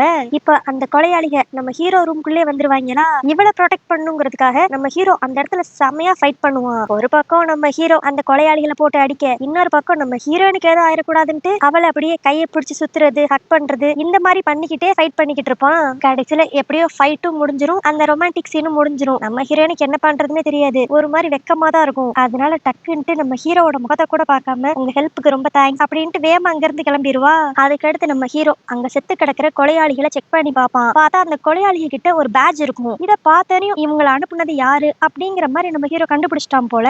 அதுக்கடுத்து அப்படியே அடுத்த நாள் தான் காட்டுவாங்க. இந்த மாதிரி நம்ம ஹீரோவோட வீட்டுக்குள்ள 2 கொலையாளிக வந்தாங்க அப்படிங்கிற விஷயம் அந்த ராணிக்கும் தெரிஞ்சிருமா. அதனால நம்ம ஹீரோக்கு ஏதோ ஆயிடுச்சு என்னமோன்ட்டு அவ அப்படியே பதறி போய் அவன் எப்படி இருக்கான் அப்படிங்கிற விஷயத்தெல்லாம் கேட்டுக்கிட்டு இருப்பா. ஆனா அன்னாரும் திடீர்னு நேத்து மாதிரியே இன்னும் 2-3 கொலையாளிக இந்த இடத்துக்கு வந்துருவாங்க. வந்தவங்க மெயினா அந்த குட்டி ராஜாவை போட்டு தள்ளணும் அப்படிங்கிற இன்டென்ஷன்ல தான் இருப்பாங்க. நம்ம ஹீரோ வழக்கம் போல நல்லா சண்டை போடுவான். ஆனா அந்த சண்டையில திடீர்னு அவன் கையில பெருசா அடிபட்டுரும். பட் எப்படியோ மேனேஜ் பண்ணி அந்த கொலையாளி எல்லாத்தையும் செமையா லாக் பண்ணிடுவான். சரி, அந்த கொலையாளி கிட்ட இருந்து ஏதாவது இன்ஃபர்மேஷனை வாங்கிடலான்னு பாக்குறதுக்குள்ள அந்த கொலையாளி அதே இடத்துல அப்படியே சூசைட் பண்ணி இறந்து போயிருவான். இதனால இவனை அனுப்பிச்சது யாரு அப்படிங்கிற இன்ஃபர்மேஷன் நம்ம ஹீரோக்கு தெரியாமயே போயிரும். இப்ப இப்படி ஒரு சம்பவம் நடந்த உடனேயும் ஒரு மீட்டிங் மாதிரி வைப்பாங்க. அதுல நம்ம ஹீரோ, அந்த ராணி பிளஸ் அந்த பிரின்ஸ் நிங்கு இதோட சேர்ந்து இன்னும் சில பல அபிஷியல்ஸ் அந்த இடத்துல இருப்பாங்களா. ஆனா அவங்க எல்லாரும் இப்ப நடந்த சம்பவத்துக்கு நம்ம ஹீரோவை தான் குறை சொல்லுவாங்க. நீ ஒழுங்கா அந்த இடத்துக்கு பாதுகாப்பு கொடுக்கல, அதனாலதான் கொலையாளிக ஈஸியா உள்ள வந்து ராஜாவை போட்டுதல ட்ரை பண்ணிருக்காங்க. சோ இப்படிப்பட்ட ஒரு விஷயம் நடந்ததுக்கு நீ கண்டிப்பா பனிஷ்மெண்ட் ஏத்துக்கிட்டே தான் ஆகணும். அதனால உனக்கு கீழே இருக்கிற மிலிட்டரி ஃபோர்ஸ் எல்லாத்தையும் நீ பிரின்ஸ் நீங்க கிட்ட ஒப்படைக்கணும் அப்படிங்கிற மாதிரி அங்க இருக்கிற ஒரு அபிஷியல் சொல்லுவான். இதை கேட்டோன்னே அந்த ராணிய ஒரு மாதிரி ஷாக் ஆகி போய், இப்ப நடந்ததுக்கும் டியூக்குக்கும் எந்த சம்பந்தமும் கிடையாது, இன்ஃபேக்ட் டியூக் எங்களை நல்லாவே தான் ப்ரொடெக்ட் பண்ணிருக்கான், சோ இந்த பனிஷ்மெண்ட் தேவையில்லை அப்படிங்கிற மாதிரி அவ சொல்லுவா. அதுக்கு அந்த பிரின்ஸ் நீங்கும் ரொம்ப நல்லவே மாதிரி, ஆமா இந்த சின்ன தப்புக்கெல்லாம் போய் யாரான்ட்டு அவர்கிட்ட இருக்கிற இருக்கிற மிலிட்டரி ஃபோர்ஸை வாங்கி என்கிட்ட கொடுப்பாங்களா? அது மட்டும் இல்லாம எனக்கு இப்போதைக்கு எந்த மிலிட்டரி ஃபோர்ஸை கண்ட்ரோல் பண்றதுக்கும் இன்ட்ரெஸ்ட் இல்ல அப்படிங்கிற மாதிரி நல்லவன் மாதிரியே நடிப்பான். ஆனா இதெல்லாம் கேட்டுக்கிட்டு இருந்த நம்ம ஹீரோ இப்ப டக்குன்னு ராணி கிட்ட இவங்க எல்லாரும் சொல்றது கரெக்ட் தான், என்னோட இடத்துல இருக்கிறப்பதான் உங்களுக்கு இப்படிப்பட்ட ஒரு அசம்பாவிதம் நடந்துருச்சு, அதனால இப்ப நான் என்கிட்ட இருக்கிற பவரை உங்ககிட்ட ஒப்படைக்கிறேன் அப்படிங்கிற மாதிரி ஒரு பேட்ச அந்த ராணி கிட்ட கொடுத்துருவான். சரி அந்த ராணி இந்த பேட்ச அந்த லிங்க கிட்ட கொடுப்பான்னு சொல்லி பார்த்தா அவ இப்ப திடீர்னு சரி இந்த பேட்ச நானே வச்சுக்கிட்டு அந்த மிலிட்டரி கேங்க நான் கண்ட்ரோல் பண்ணிக்கிறேன் அப்படின்றவா. இதை கேட்டு அந்த நிங்குக்கே ஒரு மாதிரி ஷாக் ஆயிரும். அதுக்கடுத்து இப்ப எல்லாரும் அந்த மீட்டிங்ல இருந்து கிளம்பிடுவாங்களா, அந்த நிங்கு மட்டும் தான் கடைசியா இருப்பான். அவன் அப்படியே நம்ம ராணியை பார்த்து நம்ம 2 பேரும் போட்ட டீல் மறந்து போச்சா என்ன, நீ அந்த பேட்ச ஏன் கிட்ட கொடுப்பான்னு பார்த்தா நீயே வச்சுக்கிற, என்னது அந்த பேட்ச நான் உன்கிட்ட கொடுக்கணுமா? இப்ப வந்த ஆட்கள்லாம் நீ செட் பண்ண ஆளுன்னு எனக்கு நல்லாவே தெரியும். பட் ஆனா நான் என்ன காயப்படுத்துறதுக்கோ இல்ல அந்த குட்டி ராஜாவை காயப்படுத்துறதுக்கோ உனக்கு பெர்மிஷனே கொடுக்கவே இல்லையே. நீயா ஒரு பிளான் போட்டு முட்டாள்தனமா பண்ணா இப்படிதான் விளைவுகள் இருக்கும், இப்ப நீ வெளியே போலாம் அப்படிங்கிற மாதிரி ரூடா பேசி விட்டுருவா. ஆனா இப்படி உள்ள இவ்வளவு பெரிய ஒரு மீட்டிங் நடந்துகிட்டு இருக்க, இதுவே வெளியே நம்ம ஹீரோனை தான் காட்டுவாங்க. அவ வேலை பாக்குறேங்கிற பேர்ல ஓபி அடிச்சுக்கிட்டு இந்த இடத்த விட்டு நம்ம எப்பதான் போவோம், முதையான்ட்டு இந்த இடத்துல அந்த டியூக் தான் நம்ம உயிரை வாங்கிக்கிட்டு இருந்தான், இப்ப புதுசா 2-3 பேர் வேற நம்மள கொலை பண்ணணும்னு சுத்திக்கிட்டு இருக்காங்க, இதெல்லாம் எங்க போய் முடிய போகுதோ அப்படிங்கிற மாதிரி புலம்பிக்கிட்டு இருப்பாளா. அப்ப கரெக்டா நம்ம ஹீரோவும் அவனோட அசிஸ்டன்ட்டும் அந்த இடத்துக்கு வருவாங்க. அந்த அசிஸ்டன்ட் அப்படியே நம்ம ஹீரோயின் கிட்ட ஏமா போய் சுடு தண்ணி கொண்டு வா, இல்லனா இங்க வந்து மாஸ்டருக்கு மருந்து போட்டு விடு அப்படின்ட்டு நம்ம ஹீரோயின் கிட்ட படபடன்னு பேசுவான். அப்புறம் தான் நம்ம ஹீரோயின் நோட் பண்ணி பாப்பா நம்ம ஹீரோவோட கையில பெரிய காயம் ஒண்ணு வந்திருக்கும். இதை பார்த்தே நம்ம ஹீரோயினுக்கு மனசே கேட்காது. உடனே அப்படியே டக்குன்ட்டு அந்த காயத்துக்கு மருந்தெல்லாம் போட்டுக்கிட்டே உங்களை நீங்க ஒழுங்கா பாத்துக்க கூடாதா, இங்க பாருங்க எவ்வளவு பெரிய அடிபட்டிருக்கு, இதுக்கு தான் ஆவுனா சண்டைக்கு போக கூடாதுங்கிறது அப்படிங்கிற மாதிரி நம்ம ஹீரோ மேல இருக்கிற அக்கறையில பேசுவா. ஆனா அதுக்கு நம்ம ஹீரோ ஏற்கனவே இவன் மேல கோபத்துல இருக்கிறனால நான் என்ன பண்ணணும்ட்டு நீ சொல்லாத அப்படின்றான். ஆனா அதுக்கு நம்ம ஹீரோயின் அப்படியே கடுப்பாயி போய் கரெக்ட், நான் இதுக்கு உன்னோட விஷயத்துல தலையிடணும், நீ யாரோ நான் யாரோ, நான் இனிமேல் உன்னோட விஷயத்துல தலையிட மாட்டேன், உன்னோட காயத்துக்கும் மருந்து போட மாட்டேன், நீயே ஏதோ பண்ணிக்கோ அப்படின்ட்டு அந்த மருந்து டப்பாவை நம்ம ஹீரோ கிட்டே கொடுத்துட்டு போயிருவா. அதுக்கு அடுத்து கொஞ்ச நேரம் கழிச்சு நம்ம ஹீரோ சாப்பிடலான்ட்டு வருவானா, ஆனா அங்க பரிமாறுறதுக்கு நம்ம ஹீரோயின் இருக்க மாட்டா, வேற ஏதோ ஒரு வேலைக்கார பொண்ணுதான் இருப்பா. நம்ம ஹீரோயின் எங்கன்னு சொல்லி கேட்டா அவ உங்களுக்காக கிச்சன்ல சமைச்சுக்கிட்டு இருக்கா அப்படின்ட்டு அந்த பொண்ணு சொல்லும். இதை கேட்டு நம்ம ஹீரோக்கு ஒரு மாதிரி சந்தோஷமாயிரும். ஓ அவ பண்ண தப்பு அவளுக்கே புரிஞ்சிருக்கு, அதனாலதான் சாரி கேட்கிற விதமா நம்மளுக்காக சமைச்சுக்கிட்டு இருக்காளோ அப்படிங்கிற மாதிரி இவன் புரிஞ்சுக்குவான். ஆனா இதுவே இன்னொரு பக்கம் கிச்சன்ல நம்ம ஹீரோயினை தான் காட்டுவாங்க. அவ சமைக்கிறேங்கிற பேர்ல அப்படியே அங்க இருக்கிற சாப்பாடுலாம் எடுத்து சாப்பிட்டுக்கிட்டே நம்ம ஹீரோவை தான் கழுவி கழுவி ஊத்திக்கிட்டு இருப்பா. அவன் பக்கம் எல்லாம் மனுஷன் போக முடியுமா, அதுக்கு பேசாம இந்த கிச்சன் அடுப்புல நின்னு வேகலாம், அவன் கிட்ட போனாவே நொய்யுன்னு தான் சொல்லுவான் அப்படிங்கிற மாதிரி நம்ம ஹீரோவை திட்டிக்கிட்டு இருப்பா. ஆனா அப்பன்னு பார்த்து கரெக்டா நம்ம ஹீரோ கிச்சனுக்கு வந்துருவான். இவ்வளவு நேரம் நம்ம ஹீரோயின் திட்டினது எல்லாத்தையும் கேட்டுருவான். அதனால வழக்கம் போல அப்படியே கடுப்பாகி அவன் சாப்பிட்டுக்கிட்டு இருந்த பவுல புடிங்கிட்டு என்னையவே திட்டிட்டு ஏன் வீட்டு சாப்பாடே நீ சாப்பிடுறியா, ஒரு 2 நாள் பட்னி கடை, அப்பதான் என்னோட அருமை உனக்கு புரியும் அப்படின்ட்டு பவுல தூக்கிட்டு போயிருவான். அதாவது இவங்க 2 பேரும் போற சண்டையெல்லாம் பார்த்தா இந்த லவ் பண்றவங்க எல்லாம் டாம் அண்ட் ஜெர்ரி மாதிரி கியூட்டா சண்டை போட்டுக்குவாங்க பாருங்க, அந்த மாதிரிதான் இருக்கும். அதுக்கடுத்து அப்படியே நைட்டு தான் காட்டுவாங்க. அப்ப வழக்கம் போல நம்ம ஹீரோ அந்த குட்டி ராஜாவுக்கு நிறைய விஷயங்கள் அப்படியே சொல்லி கொடுத்துக்கிட்டே இருப்பாரா. நம்ம ஹீரோயின் பக்கத்துல உட்காந்து தூங்கி தூங்கி விழுந்துகிட்டு இருப்பா. இதெல்லாம் பாக்குறப்ப அந்த குட்டி ராஜாவுக்கு ஒரே காமெடியா தான் இருக்கும். அதனால வழக்கம் போல கிளாஸ் கவனிக்க மாட்டான். எது தெரிஞ்சனே நம்ம ஹீரோ குட்டி ராஜா நீங்க பண்றது எதுவுமே சரியில்லை, இப்படியே போச்சுன்னா நீங்க உங்களோட படிப்புல ரொம்ப பின்தங்கிருவீங்க, அதனால உங்களுக்கு பனிஷ்மெண்டா இந்த புக்ல இருக்கிற விஷயங்களை 10 தடவை காப்பி பண்ணணும் அப்படிங்கிற மாதிரி பனிஷ்மெண்ட் கொடுப்பான். இதை கேட்ட நம்ம ஹீரோயின் டே நீ என்கிட்டதான் கொடூரமா நடந்துக்கிறேன்னு பார்த்தா ஒரு குட்டி பையன் கிட்ட கூட அப்படிதான் நடந்துக்குவியா, உனக்கெல்லாம் மனசாட்சியே இல்லையா அப்படின்ட்டு ஓவரா பேசுவா. ஆனா அதுக்கு நம்ம ஹீரோ சிம்பிளா உனக்கு அந்த அளவுக்கு அக்கறை இருந்துச்சுன்னா அவருக்கு பதிலா நீ இதை 10 தடவை எழுது அப்படின்ட்டு அங்கிருந்து கிளம்பிடுவான். நம்ம ஹீரோனுக்கா ஐயோ சும்மாவே இருந்திருக்கலாமோ, வாயை கொடுத்து நம்மளே வம்பள மாட்டிக்கிட்டோமே அப்படிங்கிற மாதிரிதான் இருக்கும். ஆனா அப்ப அந்த குட்டி ராஜா அப்படியே நம்ம ஹீரோயின் கிட்ட வந்து நீ அடிக்கடி அவன் கிட்ட சண்டை போடாத, டியூக் ஒண்ணு உண்மையிலே அந்த அளவுக்கு மோசமானவன்லாம் கிடையாது, பாவம் அவனுக்கு சின்ன வயசுலயே அவங்க அம்மா அப்பா இறந்துட்டாங்க, நான் இப்ப எந்த சிச்சுவேஷன்ல இருக்கேனோ அதே மாதிரிதான் அவனும் சின்ன வயசுல இருந்தான், நான் கேள்விப்பட்ட வரைக்கும் நான் பிறக்கிறதுக்கு முன்னாடி இந்த டியூக் இப்படிலாம் இருக்கவே மாட்டாராம், ரொம்ப ஜாலி டைப்பா தான் இருப்பாரு, ஆனா எப்ப இந்த நாட்டுக்காக டியூக்குங்கிற பதவியை ஏத்துக்கிட்டாரோ அப்ப இருந்துதான் அவர் இப்படி மாறிட்டாரு, அவருக்கு இந்த டியூக் பதவியில எல்லாம் பெருசா இன்ட்ரெஸ்டே கிடையாது, ஆனா எங்க அப்பா சாகிறதுக்கு முன்னாடி என்னையும் இந்த நாட்டையும் நல்லபடியா பாத்துக்கணும்னு சொல்லி அவர்கிட்ட சத்தியம் வாங்கிட்டாரு, அதனாலதான் ஷூ டியூக்காவே ஆனாரு அப்படிங்கிற மாதிரி நம்ம ஹீரோவோட கதை எல்லாத்தையுமே அந்த குட்டி பையன் சொல்லுவான். இதெல்லாம் கேட்கிறப்ப நம்ம ஹீரோனுக்கு நம்ம ஹீரோவை நினைச்சும் கவலையா இருக்கும், இந்த குட்டி ராஜாவை நினைச்சும் கவலையா இருக்கும். ஏன்னா சின்ன வயசுலயே பேரண்ட்ஸ் இழந்துட்டு நாட்டுக்காக அவங்க ட்ரூ நேச்சரே மறந்து இப்படி எல்லாம் சேவை செய்ய வேண்டியது இருக்கே அப்படிங்கிற மாதிரி நம்ம ஹீரோயின் ஃபீல் பண்ணிக்கிட்டு இருப்பா. அதுக்கு அடுத்து அப்படியே அடுத்த நாள் தான் காட்டுவாங்க. இந்த குட்டி ராஜாவை பாக்குறதுக்காக ராணியும் அந்த பிரின்ஸ் நிங்கும் இப்ப நம்ம ஹீரோவோட இடத்துக்கே வந்துருவாங்களா. அங்க பார்த்தா அந்த குட்டி ராஜாவும் நம்ம ஹீரோயினும் பட்டை விட்டு விளாண்டுகிட்டு இருப்பாங்க போல. அப்ப அந்த பட்டம் மரத்து மேல மாட்டிக்க இதை எடுக்கிறதுக்காக நம்ம ஹீரோயின் மேல ஏறிடுவா. ஆனா அந்த டைம் பார்த்தா அவ ஸ்லிப் ஆக இந்த வட்டம் இவளை பிடிக்கிறதுக்கு அந்த நிங்கு முதலா வந்துருவான். இப்ப இவளை பிடிச்சோனையும் அந்த நிங்குக்கு நம்ம ஹீரோயின் மேல ஒரு ஸ்பார்க் வந்த மாதிரி தெரியும். ஆனா நம்ம ஹீரோயினுக்கு எந்த ஒரு இன்ட்ரெஸ்டும் இருக்காது. அவ ஜஸ்ட் என்ன காப்பாத்துறதுக்கு தேங்க்ஸ் அப்படிங்கிற மாதிரி மட்டும் சொல்லிடுவா. ஆனா அப்ப அந்த நீங்க சும்மா இல்லாம நீங்க ஏன் ஒரு பொண்ணா இருந்துகிட்டு இவ்வளவு ரிஸ்கான வேலையெல்லாம் செய்றீங்க, வேற ஏதாவது ஒரு பையனை விட்டு செய்ய சொல்லிருக்கலாம்ல அப்படின்பா. ஆனா இதை கேட்டோன்னே நம்ம ஹீரோனுக்கு லைட்டா கடுப்பாயிரும். அவ உடனே நீங்க என்ன பொண்ணு பையன் தனித்தனியா பிரிச்சு வச்சு பேசிக்கிட்டு இருக்கீங்க, பொண்ணும் பையனும் ஈக்குவல், பசங்களால என்னென்னலாம் செய்ய முடியுமோ அதை பொண்ணுங்களாலும் செய்ய முடியும் அப்படிங்கிற மாதிரி அவ நம்ம காலத்து ஆள் மாதிரி பேசுவா. ஆனா பழைய காலத்துல பொண்ணுங்களும் பசங்களும் பெருசா ஈக்குவலாவே அவங்க கன்சிடர் பண்ணிருக்க மாட்டாங்கல்ல. அதனால அந்த நீங்களுக்கு இதெல்லாம் கேட்க ஒரு மாதிரி வியர்டா இருக்கும். ஆனா இதுவே அந்த ராணியை தான் காட்டுவாங்க. நம்ம ஹீரோன் இப்படி சொன்ன உடனே அவ மூஞ்சில ரொம்ப ஷாக் இருக்கும். அது மட்டும் இல்லாம அவ குடிச்சுக்கிட்டு இருந்த டீ கப்பே அப்படியே ஒரு மாதிரி நடுக்கத்தோட கீழே போட்டுருவா. அதுக்கடுத்து என்ன நினைச்சான்னு தெரியல, நீங்க எல்லாரும் இங்க பேசிக்கிட்டு இருங்க, எனக்கு கொஞ்சம் உடம்பு சரியில்லை, நான் திரும்பி என்னோட பேலஸ்க்கே போறேன் அப்படின்ட்டு அங்கிருந்து கிளம்பிடுவா.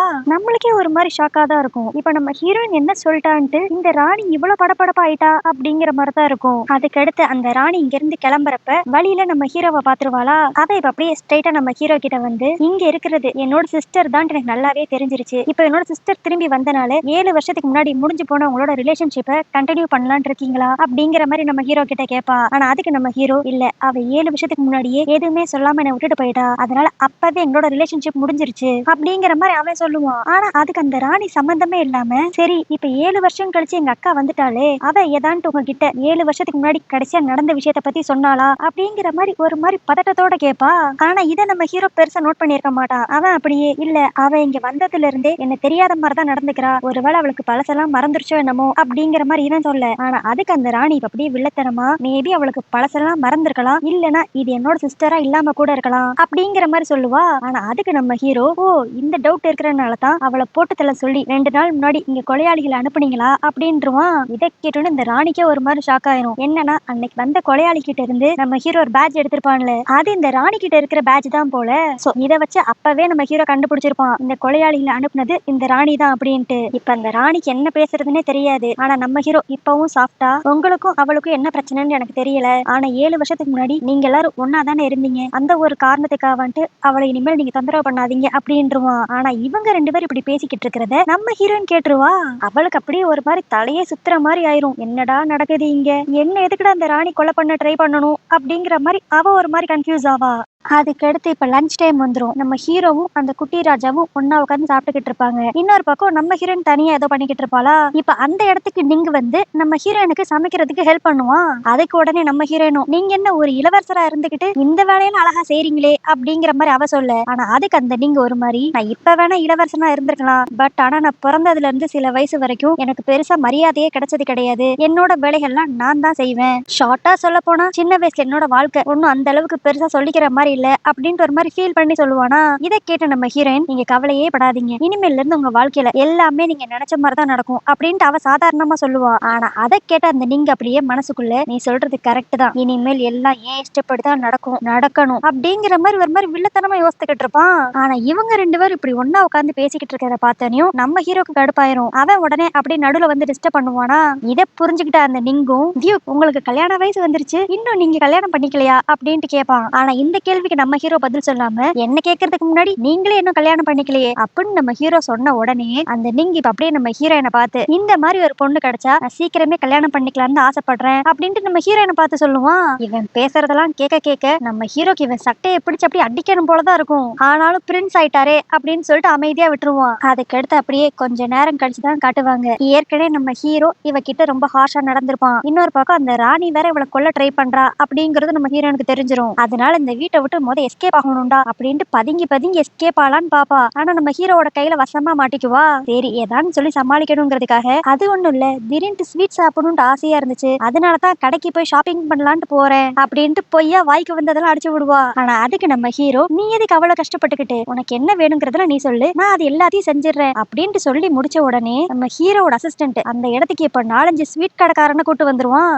அதாவது இவ எஸ்கேப் ஆகிறதுக்காக தான் இதெல்லாம் பண்றா அப்படின்னு தெரிஞ்சுதான் நம்ம ஹீரோ இப்படி எல்லாம் பண்ண ஆரம்பிப்பான். இப்போ இதெல்லாம் பண்ணது மட்டும் இல்லாம அந்த 4-5 கடைக்காரங்க கொண்டு வந்த ஸ்வீட்ஸையும் மொத்தமா ஒரே நாள்ல நம்ம ஹீரோயினை போட்டு சாப்பிடுன்னு சொல்லி டார்ச்சர் பண்ணுவான். இவன் டார்ச்சர் தாங்க முடியாம நம்ம ஹீரோயின் மரத்து மேல ஏறி போய் உட்காந்துக்குவா. ஆனா இவளை கீழே வர வைக்கணுங்கிறதுக்காக நம்ம ஹீரோ இப்ப அப்படியே ஒரு மருந்தை காமிச்சு, இதுதான் உன்னோட ஸ்லோ பாய்சனுக்கான மாத்து மருந்து, நீ மட்டும் நான் சொல்றதெல்லாம் கேட்டேன்னா இந்த மாத்து மருந்து நான் உன்கிட்ட கொடுத்துருவேன் அப்படின்பா. ஆனா இதை கேட்டக்கடுத்து நம்ம ஹீரோயின் சந்தோஷப்படாம, நீ கண்டிப்பா அந்த மாத்து மருந்தை என்கிட்ட கொடுக்கவே மாட்டேன்னு எனக்கு நல்லாவே தெரியும். ஏன்னா நீ இங்க என்ன பிடிச்சு வச்சிருக்கிறதுக்கு காரணமே உன்னோட பழைய காதலி மாதிரி தான் நான் இருக்கேன். சோ அதனால அவளுக்கு பதிலா ஒரு சப்ஸ்டியூட்டா நீ என்ன உன் கூடயே வச்சுக்கணும்னு நினைக்கிற, அதனாலதான் நீ இது எல்லாமே பண்ற அப்படின்றவா.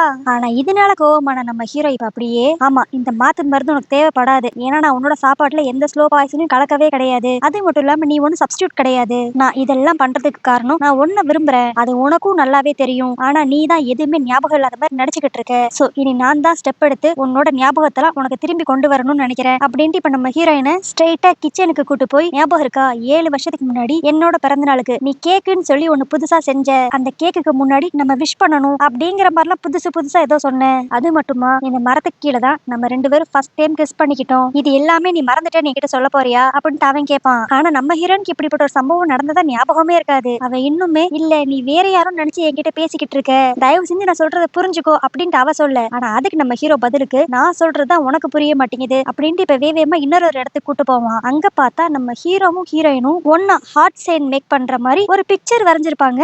அதாவது இந்த காலத்துல நம்ம போட்டோ எடுத்துக்கிற மாதிரி அந்த காலத்துல இவங்க 2 பேத்தையும் படமா வரைஞ்சிருந்திருப்பாங்க. இதை பார்த்துட்டு நம்ம ஹீரோனுக்கு அப்படியே தலையே சுத்தி போயிரும். என்னடா இது, அந்த பொண்ணு அப்படியே என்ன மாதிரியே இருக்கா அப்படின்ட்டு. ஆனா இவ இப்படி குழப்பத்துல இருக்கிறப்பயே நம்ம ஹீரோ டக்குன்னு அவளை கிஸ் பண்ணி, இனி உன்னை என்னை விட்டு நான் போக விடவே மாட்டேன் அப்படின்றான். ஆனா இவன் இப்படி திடீர்னு கிஸ் பண்ணனையும் நம்ம ஹீரோனுக்கு ஒரு மாதிரி ஆயிரும். அவ அப்படியே இவனை தள்ளி விட்டுட்டு அங்கிருந்து ஓடிடுவா. ஆனா தனியா வந்த கடுத்தும் நம்ம ஹீரோயின் அந்த கிஸ்ஸ பத்தியே தான் நினைச்சுக்கிட்டு இருப்பா. பட் இப்போதைக்கு இவ மைண்ட வேற எதுலயான்ட்டு டைவர்ட் பண்ணுங்கிறதுக்காக அந்த குட்டி ராஜாவை கூப்பிட்டுக்கிட்டு இப்ப அப்படியே வெளியே மார்க்கெட் சைடு வந்துகிட்டு இருப்பா. ஆனா இவ இந்த மாதிரி குட்டி ராஜாவை வெளியே கூட்டு வந்த விஷயம் இப்போதைக்கு நம்ம ஹீரோக்கு தெரியவே தெரியாது போல.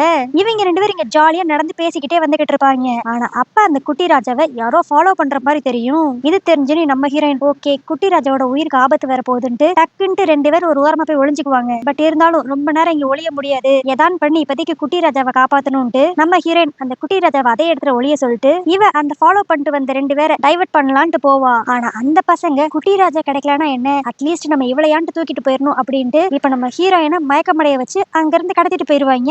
அதுக்கடுத்து கொஞ்ச நேரம் கழிச்சு நம்ம ஹீரோயின் கண் முழிச்சு பாப்பாளா, பார்த்தா அவளை ஏதோ ஒரு இடத்துல கட்டி போட்டு வச்சிருப்பாங்க. ஆப்போசிட்ல இப்ப அந்த பிரின்ஸ் நிங் வேற இருப்பான். இவனை பார்த்துட்டு நம்ம ஹீரோயின் அப்படியே சந்தோஷமா, பிரின்ஸ் நிங் என்ன காப்பாத்துறதுக்கு வந்துட்டீங்களா, தயவு செஞ்சு இங்க இருந்து சீக்கிரம் கூட்டு போயிருங்க அப்படின்பா. ஆனா அப்புறம் தான் நம்ம ஹீரோனுக்கு ஒரு விஷயமே தெரியும், இவளை கடத்த சொன்னதே அந்த பிரின்ஸ் நிங் தான் அப்படின்ட்டு.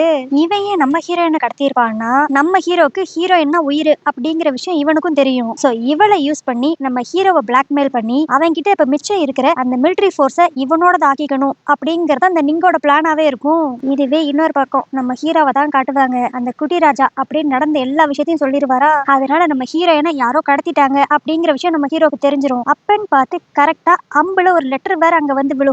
அந்த லெட்டர் ஓபன் பண்ணி படிச்சா, நாளைக்கு காலையில 11 மணிக்கு கரெக்டா நான் சொல்ற இடத்துக்கு வந்துரு, அதுவும் மெயினா நீ மிலிட்டரி எல்லாம் கண்ட்ரோல் பண்ற அந்த பேட்ச் இருக்குல்ல அதோட வர, நீ மட்டும் அப்படி வரலனா உன்னோட காதலியோட டெட் பாடி தான் உனக்கு கிடைக்கும் அப்படிங்கிற மாதிரி அந்த லெட்டர்ல எழுதி இருக்கும். இதை படிச்சு பார்த்தோன்னு நம்ம ஹீரோக்கு செம கடுப்பாகும். பட் இருந்தாலும் இப்ப நம்ம ஹீரோ என்ன நினைச்சான்னு தெரியல, அந்த மிலிட்டரி பேட்சை எடுத்து இப்ப அந்த குட்டி ராஜா கிட்டே கொடுத்துருவான். இதை இப்போதைக்கு நீங்களே வச்சிருங்க, ஆனா நான் என்ன ஆனாலும் அவளை எப்படியாண்டு காப்பாத்தி திரும்பி கரெக்டா வீட்டுக்கு கூட்டு வந்துருவேன் அப்படிங்கிற மாதிரி அவன் ராஜா கிட்ட சொல்லுவான். அப்பன்னு பார்த்து இந்த விஷயமெல்லாம் தெரிஞ்சுட்டு கரெக்டா ராணி அங்க வந்துருவா.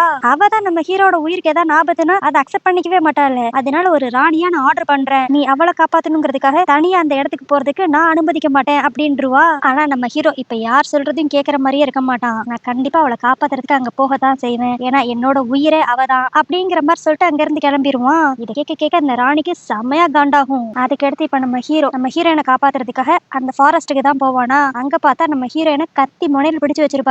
நம்ம ஹீரோ வந்த உடனே அந்த நீங்க அப்படியே நீ அந்த பேட்சை கொடுத்துரு, இவளை நான் விட்டுறேன் அப்படின்பானா.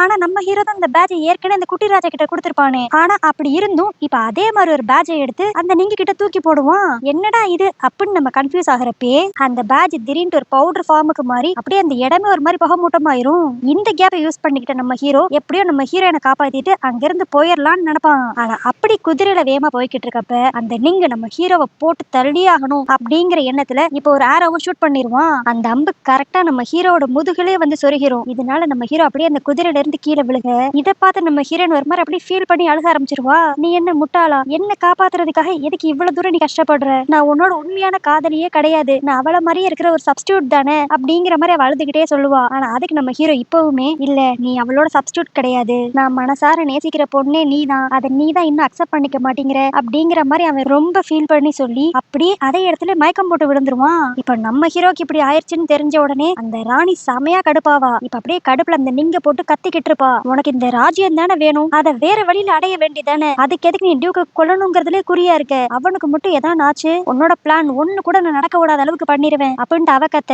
ஆனா இத்தனை நாள் வரைக்கும் ராணின் மரியாதை கொடுத்துக்கிட்டு இருந்தவன் இப்ப எதை பத்தி யோசிக்க மாட்டான். டக்குன்ட்டு அந்த ராணி கழுத்தே பிடிச்சு, இந்த ராஜ்யம் நான் எப்படி பார்த்தா எனக்கு கீழே இருக்க வேண்டியது, அதை திரும்பி எப்படி எனக்கு சொந்தமாக்கிக்கணுங்கிறது எனக்கு நல்லாவே தெரியும். இந்த விஷயத்துல உனக்கு எதுவும் பிரச்சனை வந்துடக்கூடாதுன்னா ஒழுங்கு மரியாதையா அந்த குட்டி ராஜாவை என்கிட்ட ஒப்படைச்சிரு அப்படிங்கிற மாதிரி அந்த நிங்க அந்த ராணியை போட்டு கழுத்தை நெரிச்சுக்கிட்டு இருப்பான். இதுவே இன்னொரு பக்கம் நம்ம ஹீரோவை தான் காட்டுவாங்க. அவன் உடம்புக்குள்ள அந்த அம்பு ஆழமா போயிருக்கும் போல, அதனால நம்ம ஹீரோ உயிர் பழைக்கிறது ரொம்ப கஷ்டம் அப்படிங்கிற மாதிரி சொல்லிடுவாங்க. இது தெரிஞ்சுன்னு நம்ம ஹீரோன் ரொம்ப ஃபீல் பண்ணி அழுவா. ஆனா அப்ப நம்ம ஹீரோ அவகிட்ட அந்த ரிங்கை கொடுத்து, இதுக்காகத்தானே இத்தனை நாள் நீ இங்கே இருந்த, இப்ப இது நீயே வச்சுக்கோ, இனிமேல் நீங்க இருந்தா உனக்கு தான் ஆபத்து, சீக்கிரம் இங்க இருந்து கிளம்பு அப்படிங்கிற மாதிரி சொல்லுவான். ஆனா நம்ம ஹீரோன் ஒத்துக்கவே மாட்டா. இல்ல நான் உன் கூடயே தான் இருப்பேன் அப்படிங்கிற மாதிரி ரொம்ப அழுக ஆரம்பிச்சிருவா. ஏன்னா அவளுக்கே இப்பதான் புரிய வருது நம்ம ஹீரோ எந்த அளவுக்கு இவளை லவ் பண்றா, இவன் நம்ம ஹீரோவை எந்த அளவுக்கு லவ் பண்றா அப்படிங்கிற விஷயம். ஆனா இவங்க ரெண்டு பேரும் இப்படி பேசிக்கிட்டு இருக்கிற டைம்லயே நம்ம ஹீரோ அதே இடத்துலயே நம்ம ஹீரோனோட கையை பிடிச்சாப்புல இறந்துருவான். என்னடா இது புசுக்குன்ட்டு இப்படி ஹீரோவை கொன்னுட்டீங்க அப்படிங்கிற மாதிரிதான் இருக்கும். அதுக்கடுத்து அப்படியே அடுத்த நாள் அவனோட இறுதி சடங்குல தான் காட்டுவாங்க. இப்ப அந்த இடத்துக்கு அந்த நிங்கு ஒண்ணுமே நடக்காத மாதிரி வந்துட்டு நம்ம ஹீரோ உண்மையிலே செத்துட்டானா இல்லையா அப்படிங்கறதையும் செக் பண்ணிட்டு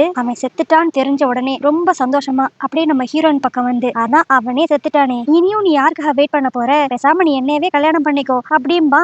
நம்ம ஹீரோனுக்கு அப்படியே இதே இடத்துல இவனை கழுத்து நெரிச்சு கொண்டுலாங்கிற மாதிரி தான் இருக்கும். ஆனா அப்ப அந்த நிங்கு அவனோட ஆட்கள் ஒரு 4-5 பேரை உள்ள வர சொல்லி அந்த குட்டி ராஜா கழுத்துல கத்தி வச்சிருவான். நீ மட்டும் என்ன கல்யாணம் பண்ண ஒத்துக்கலனா இதே இடத்துல அந்த குட்டி ராஜாவை நான் கொன்றுவேன்பா. பாவம் இப்ப நம்ம ஹீரோனுக்கு வேற வழியே இருக்காது, அதனால நான் உன்னை கல்யாணம் பண்ணிக்கிறேன் அப்படிங்கிற மாதிரி ஒத்துக்குவா.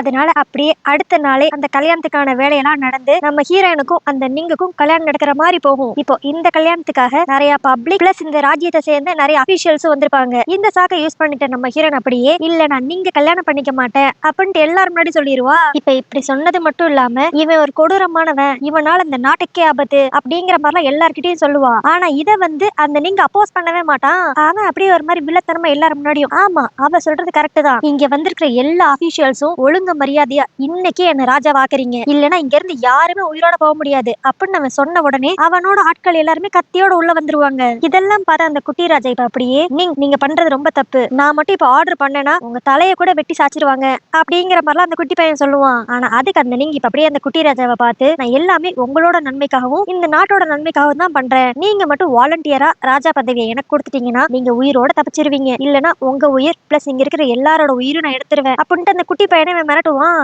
ஆனா இதெல்லாம் பார்த்தா நிறைய அபிஷியல்ஸும் அங்க இருந்த மக்களும் இப்போ நீங்க அகேன்ஸ்டா பேசி அவன் கூட சண்டை போட வருவாங்களா. ஆனா யாரெல்லாம் இவனுக்கு அகேன்ஸ்டா பேசுறாங்களோ அவங்க எல்லாத்தையும் அங்கேயே இவன் கொன்றுவான். போச்சு, இவங்களை யாராலையும் காப்பாற்ற முடியாதா அப்படின்னு நினைக்கிறப்ப கரெக்டா நம்ம ஹீரோ என்ட்ரி கொடுத்துருவான். என்னன்னா அவன் செத்துருக்கவே மாட்டான், அவனுக்கு பயங்கரமா அடி மட்டும் தான் பட்டிருக்கும். இந்த நீங்க இப்படி பப்ளிக்கா எல்லாரும் முன்னாடி மாட்டி விடணுங்கிறதா நம்ம ஹீரோட பிளானாவே இருந்திருக்கும். அதனால பதுங்கி இருந்து கரெக்டான டைமா பார்த்து இப்ப வெளியே வந்திருப்பான். அப்புறம் என்ன, நம்ம ஹீரோட ஆட்கள் அந்த நீங்கோட ஆட்களை போட்டு செமையா அடிச்சிருவாங்க. ஆனா இதெல்லாம் பார்த்த நீங்க இப்ப அப்படியே பயத்துல நம்ம ஹீரோயின் கழுத்துல கத்தி வச்சிருவான். ஏன்னா அவனுக்கு நல்லாவே தெரியும் இவளை வச்சு மட்டும் தான் நம்ம தப்பிக்க முடியும் அப்படின்ட்டு. ஆனா இவன் இப்படிப்பட்ட ஒரு பிளான போட்டானா நம்ம ஹீரோயின் இவனுக்கு மேல கேடியா இருப்பா போல.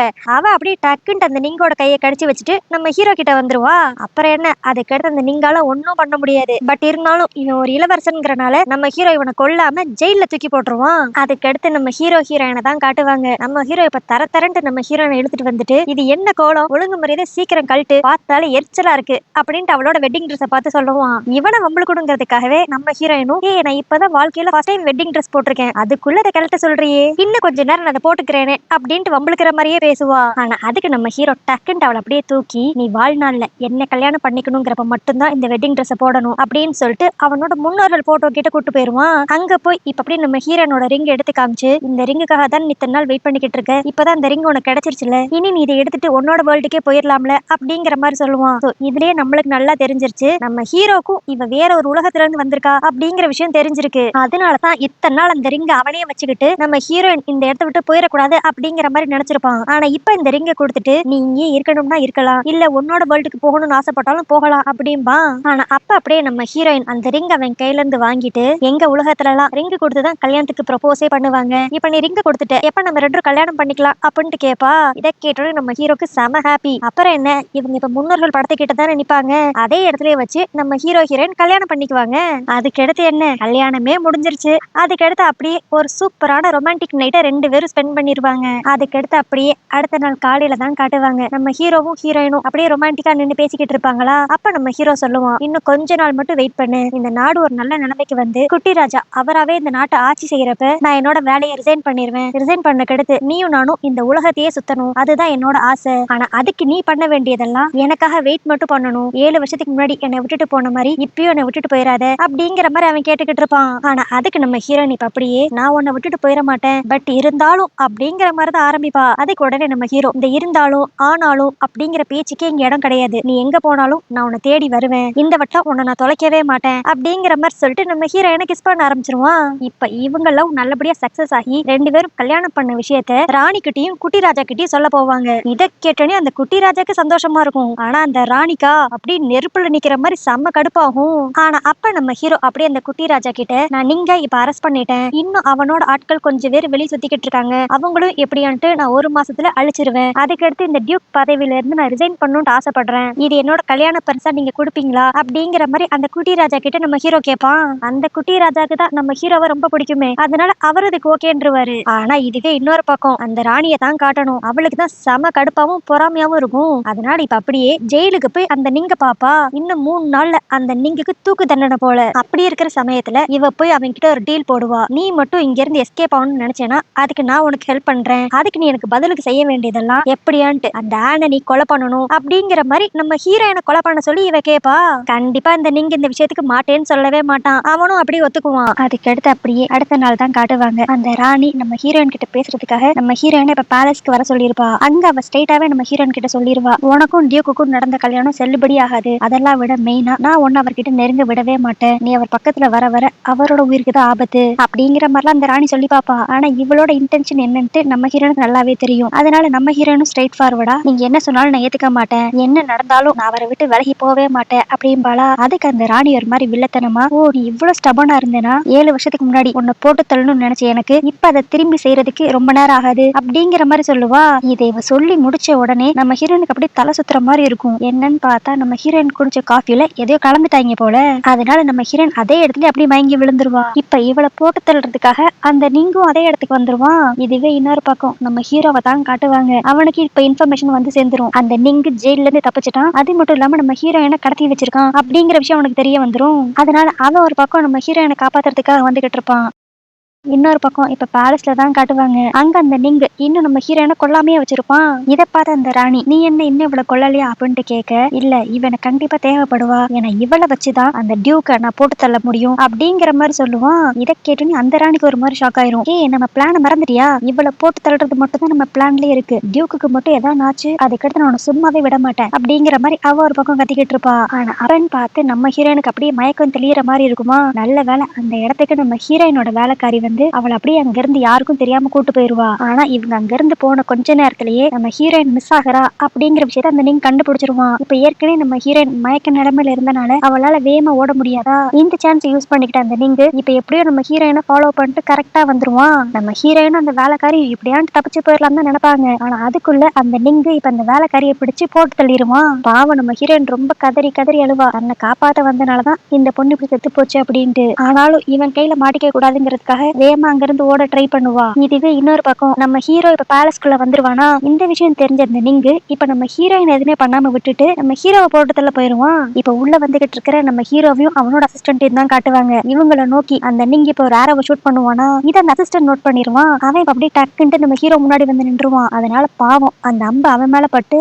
அவன் அதே இடத்துல இறந்துருவான். இப்ப அந்த அசிஸ்டன்ட பார்த்து நம்ம ஹீரோ ஃபீல் பண்ணிக்கிட்டு இருக்கப்பயே அந்த நீங்க அவனோட ஆட்கள் ஒரு 10-20 பேரை நம்ம ஹீரோவை போட்டு தள்ளுறதுக்கு அனுப்புவான். ஆனா ஆனா நம்ம ஹீரோ அவங்க எல்லாத்தையும் அசால்ட்டா அடிச்சு தள்ளிடுவான். அதுக்கடுத்து கடைசி அங்க இருக்கிறது அந்த நிங்கு மட்டும் தான். சோ இப்ப நம்ம ஹீரோக்கும் அந்த நிங்குக்கும் 1-on-1 ஃபைட் மாதிரி நடந்துகிட்டு இருக்கும். அப்ப இத பார்த்து நம்ம ஹீரோயின் வேகமா நம்ம ஹீரோ கிட்ட ஓடி வருவாளா. ஆனா என்ன ஆனாலும் நம்ம ஹீரோவும் ஹீரோயினும் சேர்ந்துடவே கூடாதுங்கிற எண்ணத்துல அந்த ராணி இப்ப நம்ம ஹீரோயினை போட்டு தர சொல்லிடுவா. அங்க இருந்த சோல்ஜர்ஸ் எல்லாருமே இப்ப நம்ம ஹீரோயினை ஷூட் பண்ண ஆரம்பிச்சிருவாங்க. பாவம் ஒரு 2-3 அம்பு அப்படியே நம்ம ஹீரோயின் மேலேயே வந்து பாஞ்சிரும். இது தெரிஞ்சேன்னு நம்ம ஹீரோவால ஏத்துக்கவே முடியாது. அவன் அப்படியே இப்ப மொத்த கோபத்தை அந்த நிங்கு மேல காமிச்சு அதே இடத்துல அந்த நிங்க போட்டு தள்ளிடுவான். ஐயோ ஆனைக்கு இப்படி ஆயிருச்சே அப்படின்னு சொல்லிட்டு நம்ம ஹீரோ அவளை நோக்கி வரப்ப அந்த வில்லங்கமான ராணி நீ எனக்கு கிடைக்கலனா யாருக்குமே கிடைக்க கூடாது அப்படின்ட்டு இப்ப நம்ம ஹீரோவையும் கொல்ல சொல்லி ஆர்டர் கொடுத்துருவா. அதனால அங்க இருந்த சோல்ஜர்ஸ் இப்ப நம்ம ஹீரோவையும் ஷூட் பண்ண ஆரம்பிச்சிருவாங்க. அப்புறம் என்ன அவன் மேலேயும் ஒரு 1-2 அம்பு வந்து பாஞ்சிரும். ஆனா அது எல்லாத்தையும் அந்த ராணி பார்த்து அப்படி சிரிச்சு சந்தோஷப்பட்டுக்கிட்டு இருப்பா. அவன் சிரிக்கிறதுலே நல்லா தெரியும் அவ மொத்தமா சைக்கோவா மாறிட்டா அப்படின்ட்டு. இப்ப நம்ம ஹீரோ ஹீரோயினை தான் காட்டுவாங்க. அவங்க 2 பேரும் அப்படியே சாகுற ஸ்டேஜ்ல இருப்பாங்க. பட் இருந்தாலும் எப்படியான்ட்டு கை கோர்த்தான்ட்டு செத்துற மாட்டோமான்ட்டு 2 பேரும் கொஞ்சம் கொஞ்சமா முன்னாடி கஷ்டப்பட்டு வந்துகிட்டு இருப்பாங்க. பட் ஆனா நம்ம ஹீரோவோட கையை பிடிக்கிறதுக்கு முன்னாடியே நம்ம ஹீரோயின் இறந்து போயிருவா. ஆனா அவ அந்த காலகட்டத்துல இறந்து போன உடனே அப்படியே டக்குனு டைம் டிராவல் பண்ணி இப்ப பிரசன்ட்க்கு வந்துருவா.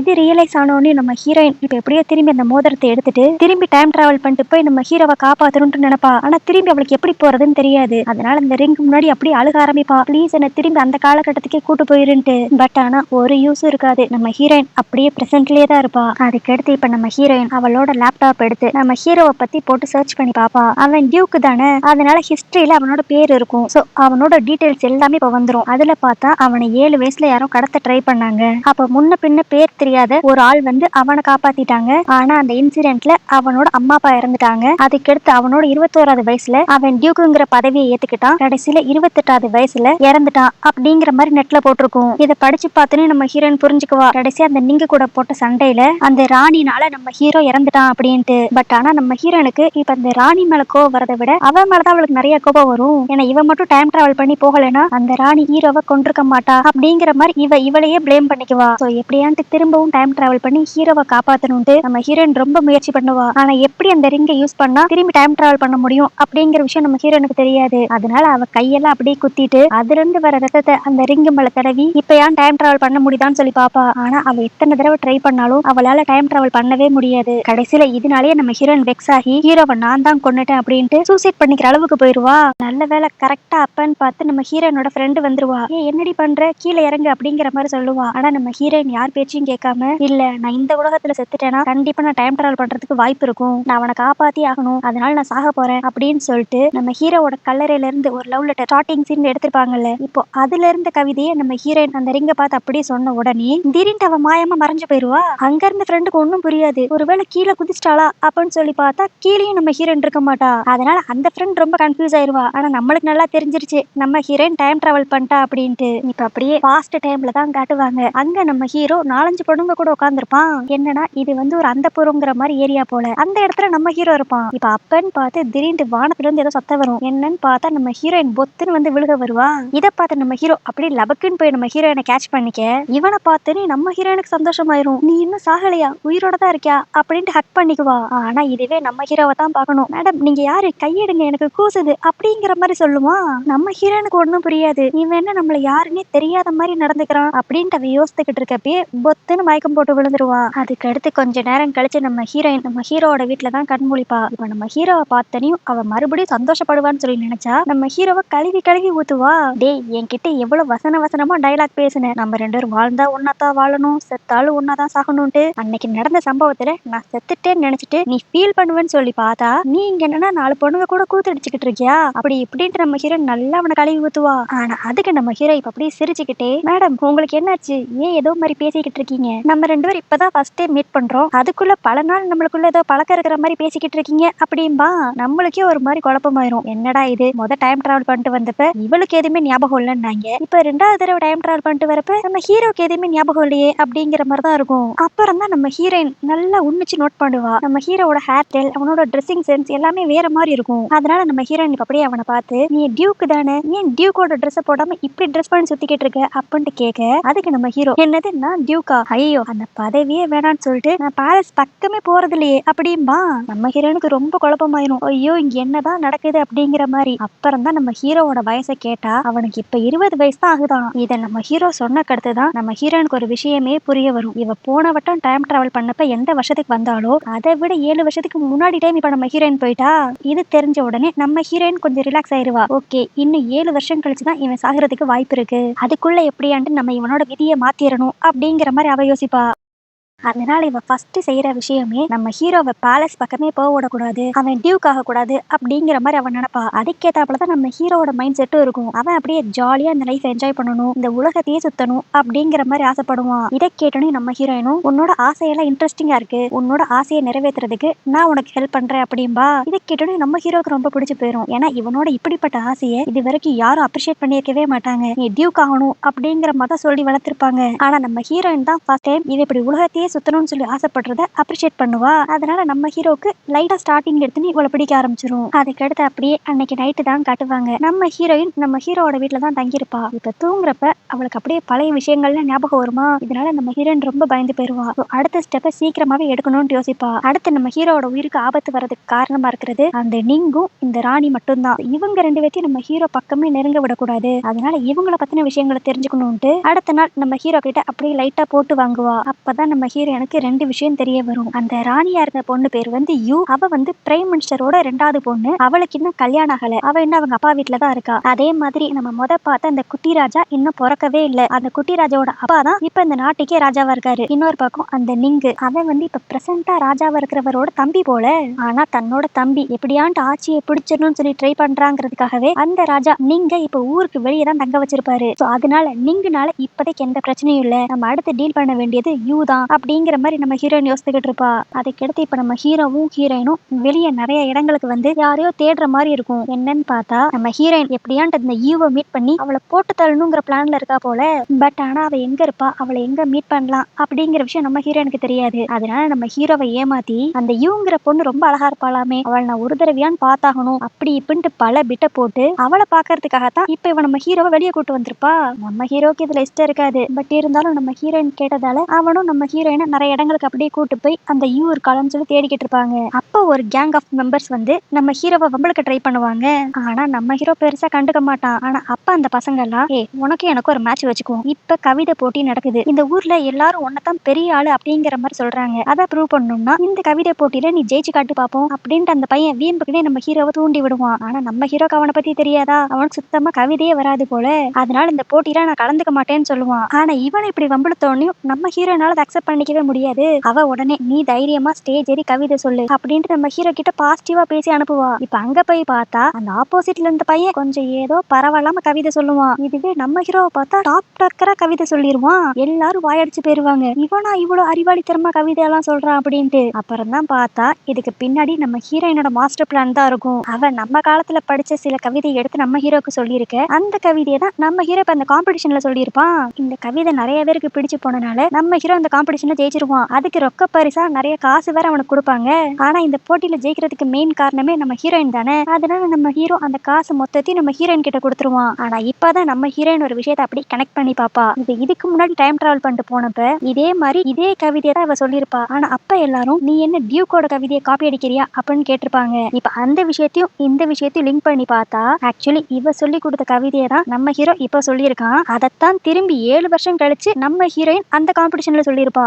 7 வருஷத்துக்கு முன்னாடி நடந்ததும் 7 வருஷத்துக்கு கழிச்சு நடக்க போகிறதும் கொஞ்சம் கொஞ்சம் கனெக்ட் ஆகிறத நம்ம ஹீரோயின் ஃபீல் பண்ணிடுவா. அதுக்கடுத்து இப்ப போட்டியில ஜெயிச்சாச்சு, இவங்க மெயினா இங்க வந்ததுக்கு காரணமே அந்த யூவை தேடி தானே. அதனால இப்ப எப்படியோ அவ இருக்கிற ரூமுக்கு கரெக்டா போயிருவாங்க. ஆனா அங்க பார்த்தா அந்த யூக்கு ஒரிஜினலாவே ஒரு அக்கா இருப்பா போல. அவ அந்த யூவை போட்டு அடிக்கிறது, டார்ச்சர் பண்றது, ஃப்ரெண்ட்ஸ் முன்னாடி அசிங்கப்படுத்துறது, இந்த மாதிரி வேலையெல்லாம் பாத்துக்கிட்டு இருப்பா. இப்ப கரெக்டா அந்த இடத்துக்கு நம்ம ஹீரோ வந்தனால அந்த யூவோட அக்கா யூவை எதுவுமே பண்ணாம விட்டுருவா. சோ இவங்க வந்தனால தான் நம்ம அக்கா நம்மள விட்டுட்டா அப்படிங்கிற காரணத்தினால அந்த யூவும் நம்ம ஹீரோ கிட்டயும் சரி நம்ம ஹீரோயின் கிட்டயும் சரி நல்லா பேச ஆரம்பிச்சிருவா. சோ இங்க இருந்து தான் இவங்க 3 பேரும் மீட் பண்ற மாதிரி சிச்சுவேஷன்ஸ் ஆரம்பிக்கும். ஆனா இந்த யூக்கு நம்ம ஹீரோயினை பத்தி பெருசா தெரியாது. ஆனா நம்ம ஹீரோயினுக்கு அந்த யூவை நல்லாவே தெரியும்ல. அதனால பர்ஃபெக்டான டைம் பார்த்து இவளை போட்டு தள்ளணும் அப்படிங்கிற மாதிரி தான் அவ யோசித்துக்கிட்டு இருப்பா. அதுக்கடுத்து இவங்க 3 பேரும் நல்லா பேசி முடிச்சக்கடுத்து அந்த யூ ஃபர்ஸ்ட் இப்ப வீட்டுக்கு கிளம்பிடுவா. அதுக்கடுத்து நம்ம ஹீரோ சரி வா நம்ம வீட்டுக்கு போலாம் அப்படின்ட்டு நம்ம ஹீரோயினை கூப்பிட்டா அவ என்ன நினைச்சான்னு தெரியல. இல்ல இனியும் நான் அவன் கூட இருக்கிறது நல்லா இருக்காது, அதுதான் இப்ப என்கிட்ட காசு காசு இருக்கே, நான் வெளியே தனியா ரூம் எடுத்து தங்கிக்கிறேன் அப்படின்பா. இவ இப்படி சொன்ன உடனே நம்ம ஹீரோக்கே ஒரு மாதிரி ஆயிரும். ஏன்னா நம்ம ஹீரோக்கு இவ கூட டைம் ஸ்பெண்ட் பண்றது கொஞ்சம் பிடிச்சிருக்கும் போல. ஆனா நம்ம ஹீரோயின் ஏன் வேணாம்னு சொல்லி நினைக்கிறானா, இவ திரும்பி இவனோட வாழ்க்கையில வந்தானா எங்க ஹீரோட உயிருக்கு ஆபத்து வந்துருமோ அப்படிங்கிற மாதிரி நம்ம ஹீரோயின் பயப்படுவா. அதனால இந்த பிரச்சனையெல்லாம் முடியற வரைக்கும் தனியா வெளியே ரூம் எடுத்து தங்கிடலாம் அப்படின்ட்டு நம்ம ஹீரோயின் முடிவு பண்ணிட்டு அவ வேற ரூட்ல போயிருவா. அதுக்கடுத்து இப்ப நம்ம ஹீரோயின் அவகிட்ட இருக்கிற காசெல்லாம் வச்சு ஒரு நல்ல ஹோட்டலா பார்த்து தங்கிருவா. ஆனா அங்க அந்த ரூம் மேனேஜர் நம்ம ஹீரோயினை பாக்குற பார்வையே ஏதோ சரியில்லாத மாதிரிதான் இருக்கும். அன்னைக்கு மதியானம் கூட நம்ம ஹீரோயின் ரூமுக்கு சாப்பாடு எடுத்துட்டு வருவான். அப்பயுமே அவன் லுக்கு சரி இருக்காது. ஆனா வந்தவன் இப்ப ரூம்ல சாப்பாடு கொடுத்துட்டு ஏதோ தேடிக்கிட்டே இருக்கிற மாதிரி இருக்கும். என்னன்னு கேட்டா, இந்த ரூம்ல கொஞ்சம் எலி தொல்லை இருக்கு, அதனாலதான் அந்த எலியை போட்டு தள்ளுறதுக்காக எலி பாய்சன் வாங்கிட்டு வந்திருக்கேன் அப்படின்ட்டு அவன் சொல்லுவான். ஆனா இதை கேட்டோன்னே நம்ம ஹீரோயின் என்ன நினைச்சான்னு தெரியல, அந்த எலியை நானே சாகடிச்சுக்கிறேன், அந்த பாய்சனை மட்டும் என்கிட்ட கொடு அப்படின்னு வாங்கி வச்சுக்குவா. ஏன்னா இவன் என்ன பிளான் போடுறானா, இவளால டைரக்டா கத்தி எடுத்துலாம் போய் அந்த யூவை கொலை பண்ண முடியாது. அதனால அவ சாப்பிடுற சாப்பாட்டுல இந்த எலி மருந்து கலந்துடலாம் அப்படின்ட்டு இவன் நினைக்கிறா. அதுக்கடுத்து அப்படியே அன்னைக்கு நைட்டு தான் காட்டுவாங்க. நம்ம ஹீரோயின் பெட்ல படுத்திருப்பாளே தவிர்த்து அவளுக்கு தூக்கமே வராது. அடுத்து என்ன பிளான் போடலாம் அப்படிங்கிற மாதிரி தான் யோசிச்சுக்கிட்டு இருப்பா. ஆனா அன்னாரம் இவ ரூம்குள்ள திடீர்னு யாரோ ஏதோ ஒரு ஸ்ப்ரே அடிச்சு விடுற மாதிரி தெரியும். இந்த ஸ்ப்ரேவை ஸ்மெல் பண்ண அடுத்த செகண்ட்லயே நம்ம ஹீரோயின் மயங்கிருவா. இப்ப கண்ணை திறந்து பார்த்தா ஏதோ ஒரு குடோன்குள்ள இவளை கட்டி வச்சிருக்கிற மாதிரி தெரியும். நம்ம ஹீரோயின் ஒரு மாதிரி குழப்பம் ஆயிருவா. நம்மளுக்கு இந்த காலத்துல இருந்து எதிரி யாருமே கிரியேட் ஆகவே இல்லையே, அப்படி இருக்கிறப்ப நம்மள யார் கடத்தி இருக்க முடியும் அப்படிங்கிற மாதிரி அவ யோசிச்சுக்கிட்டு இருப்பா. யாருடா இவளை கடத்தினதுன்னு சொல்லி பார்த்தா அந்த ஹோட்டல் மேனேஜர் தான் இவளை கடத்தி இருப்பான். என்னன்னா நம்ம ஹீரோயின் பார்க்க கொஞ்சம் அழகா இருக்காளா, அதனால இவளை அந்த போர்ல வித்துட்டா நிறைய காசு கிடைக்கும் அப்படிங்கறது பிளான் பண்ணி தான் அந்த ஹோட்டல் மேனேஜர் இவ்வளத்தையும் செஞ்சிருப்பான். இப்ப இது தெரிஞ்சனையும் நம்ம ஹீரோயின் மைண்ட் வாய்ஸ் அப்படியே, இது என்னடா புது பிரச்சனையா இருக்கு, ஃபர்ஸ்ட் இங்க இருந்து எஸ்கேப் ஆகணும் அப்படின்ட்டு யோசித்தவ, நீங்க நான் யாருன்னு தெரியாம நீங்க பிடிச்சிட்டு வந்திருக்கீங்க, எனக்கு இந்த ஊர்லயே பெரிய பெரிய ஆட்கள்லாம் நிறைய பழக்கம், சொல்ல போனா எனக்கு ஷூவை கூட தெரியும் அப்படிங்கிற மாதிரி நம்ம ஹீரோவோட பேர்லாம் இழுத்து விடுவா. ஆனா அதுக்கு அந்த அந்த புறத்துல இருக்கிற அந்த ஹெட் அப்படியே, ஷூவை தெரியாத பொண்ணுங்க யாரான்னு இருக்க முடியுமா, நிறைய பொண்ணுங்க இதைத்தான் சொல்லுவாங்க அப்படின்பா. இதை கேட்டோன்னே நம்ம ஹீரோனுக்கு அப்படியே கடுப்பாயிரும். அட பாவி, 21 வயசுல லே பாயா இருந்த நீதான் 28 வயசுல என்னோட உலகமே நீதான் அப்படின்னு சொல்லிட்டு என்கிட்ட லென்த் டயலாக்லாம் அடிச்சு விட்டியா அப்படிங்கிற மாதிரி இப்ப நம்ம ஹீரோவை நினைச்சு கடுப்பாவா. பட் இருந்தாலும் என்ன பண்ணாலும் இப்போதைக்கு இங்க இருந்து தப்பிக்க முடியாது அப்படின்னு நம்ம ஹீரோனுக்கு தெரிஞ்சிரும். அதனால அந்த லேடி சொல்றாப்லயே அங்க இருக்கிற வேலையெல்லாம் அப்படி செய்யற மாதிரி நம்ம ஹீரோயின் நடிச்சுக்கிட்டு இருப்பா. அப்பன்னு பார்த்து ஒரு குரூப் ஆஃப் பசங்களுக்கு டீ சர்வ் பண்ணணும் அப்படிங்கிற மாதிரி அவ ஆர்டர் போடுவா. இந்த கேப் யூஸ் பண்ணிக்கிட்ட நம்ம ஹீரோயின் எப்படியாண்டு இங்க இருந்து தப்பிச்சு ஓடிடலாம்னு சொல்லி பாக்குறதுக்குள்ள அங்க இருக்கிறவங்க எல்லாம் நம்ம ஹீரோயினை அப்படி சுத்தி வளைக்கலாம் ட்ரை பண்ணுவாங்க. அப்ப நம்ம ஹீரோயின் அங்க இருக்கிற ஒவ்வொரு ரூமா புகுந்து புகுந்து போறப்ப அப்ப கட்ட கடைசியா ஒரு ரூம்ல பிளாக் ஆயிக்குவா. இனி தப்பிக்கிறதுக்கு வேற வழியே இல்லைன்னு தெரிஞ்ச உடனே அந்த கடைசி ரூம்ல இருந்து அப்படியே கீழே குதிச்சிடலான்னு பிளான் பண்ணுவா. நல்ல வேலை கரெக்டான டைமுக்கு இப்ப நம்ம ஹீரோ அந்த இடத்துக்கு வந்துருவான். அவன் வந்து இப்ப நம்ம ஹீரோயினை காப்பாத்தனையும் நம்ம ஹீரோயின் என்ன நினைச்சான்னு தெரியல, டக்குன்னு அப்படியே நம்ம ஹீரோவை பார்த்து பொதன்னு அழுக ஆரம்பிச்சிருவா. ஏன்னா அவ திரும்பவும் இவனை மீட்டே பண்ணக்கூடாதுன்னு சொல்லிட்டு தான் நினைச்சிருப்பா. ஆனா இப்ப தன்னோட உயிரையே இவன் காப்பாத்திட்டான், விதி என்னதான் இருந்தாலும் நம்மளை இவனை மீட் பண்ண வச்சிரும் அப்படின்னு சொல்லி நினைச்ச நம்ம ஹீரோயின் இப்ப டக்குன்னு நம்ம ஹீரோவை ஹக் பண்ணிக்குவா. நம்ம ஹீரோக்கு ஒன்னும் புரியாது. பட் இருந்தாலும் அவனும் இந்த ஹக்க அப்போஸ் எல்லாம் பண்ண மாட்டான். அவன் வார்டுக்கு அப்படியே நிப்பான். அப்பன்னு பார்த்து நம்ம ஹீரோயினை ஃபாலோ பண்ணிட்டு வந்து எல்லாரும் அங்க வந்துருவாங்களா. ஆனா இவ வந்து நம்ம ஹீரோ கூட இருக்கிறத பார்த்த உடனே சரி இவ சொன்னதெல்லாம் உண்மைதான் போல, இவ பெரிய இடத்து பொண்ணுதான், இவளை இதே இடத்துல நம்ம விட்டுருவோம் அப்படின்ட்டு அவங்க எல்லாரும் அங்க இருந்து கிளம்பிடுவாங்க. இதுவே இன்னொரு பக்கம் அந்த யூவை தான் காட்டுவாங்க. அவ அவளோட வீட்டுல இருக்கிறப்ப அந்த வேலைக்காரி இப்ப அப்படியே வந்து நம்ம ஹீரோவை பத்தின விஷயங்களை சொல்லுவா. ஷூ எந்த ஒரு விஷயத்தையும் சீரியஸா எடுத்துக்கிற மாதிரியே தெரியல, அவர் எப்ப பார்த்தாலும் அந்த புறத்திலே தான் இருக்காரு அப்படிங்கிற மாதிரிலாம் அந்த வேலைக்காரி சொல்லிக்கிட்டு இருப்பாளா. ஆனா அதுக்கு அந்த யூ அப்படியே, இல்ல உங்க யாருக்குமே ஷூவை பத்தி சுத்தமா தெரியல, அவன் என்னதான் அந்த மாதிரி இடத்துக்கெல்லாம் போனாலும் அவன் எந்த பொண்ணு ஏறெடுத்து பார்க்க மாட்டான் அப்படிங்கிற மாதிரி இவன் நம்ம ஹீரோவை பத்தி நல்ல விதமா பேசிக்கிட்டு இருப்பா. ஆனா அப்பன்னு பார்த்து இன்னொரு ஒரு லேடி அந்த இடத்துக்கு வந்து உன்னோட அக்கா உன்னை கூப்பிடுறா சீக்கிரவா அப்படிங்கிற மாதிரி ரூடான டோன்ல கூப்பிடுவா. இந்த யூக்கா ஒரு மாதிரி பயமா தான் இருக்கும். இப்ப அப்படியே பயந்தாப்லே அவங்க அக்கா கிட்ட போனா அவ அந்த யூவை போட்டு இப்ப அடிக்க ஆரம்பிச்சிருவா. என்னன்னா நேத்து நடந்த சம்பவத்துல நம்ம ஹீரோ வந்தனால தான் இந்த அக்காக்காரி வந்து யூவை தன்னோட ஃப்ரெண்ட்ஸ் முன்னாடி அசிங்கப்படுத்தாம விட்டுருப்பா. இப்ப அந்த ரீசனை சொல்லி இவ இந்த யூவை போட்டு அடிக்க ஆரம்பிப்பா. உனக்கும் அந்த ஷூக்கு நடுவுல என்ன இருக்கு, நான் உன்னை அடிக்கிறேன்னு தெரிஞ்சுட்டு அவன் இந்த ஸ்டாப் பண்றதுக்காக வரான். உன்னை நல்லா தெரிஞ்சுக்கோ, நான் தான் இந்த வீட்டுல மூத்த பொண்ணு, நான் சொல்றபடிதான் எல்லாரும் நடந்துக்கணும் அப்படின்னு சொல்லிட்டு பாவம் அந்த யூவை போட்டு பல தடவை அடிச்சுக்கிட்டு இருப்பா. ஆனா அந்த டைம்னு பார்த்து கரெக்டா நம்ம ஹீரோவும் ஹீரோயினும் யூவை பாக்குறதுக்கு அவளோட வீட்டுக்கே வந்துருவாங்க.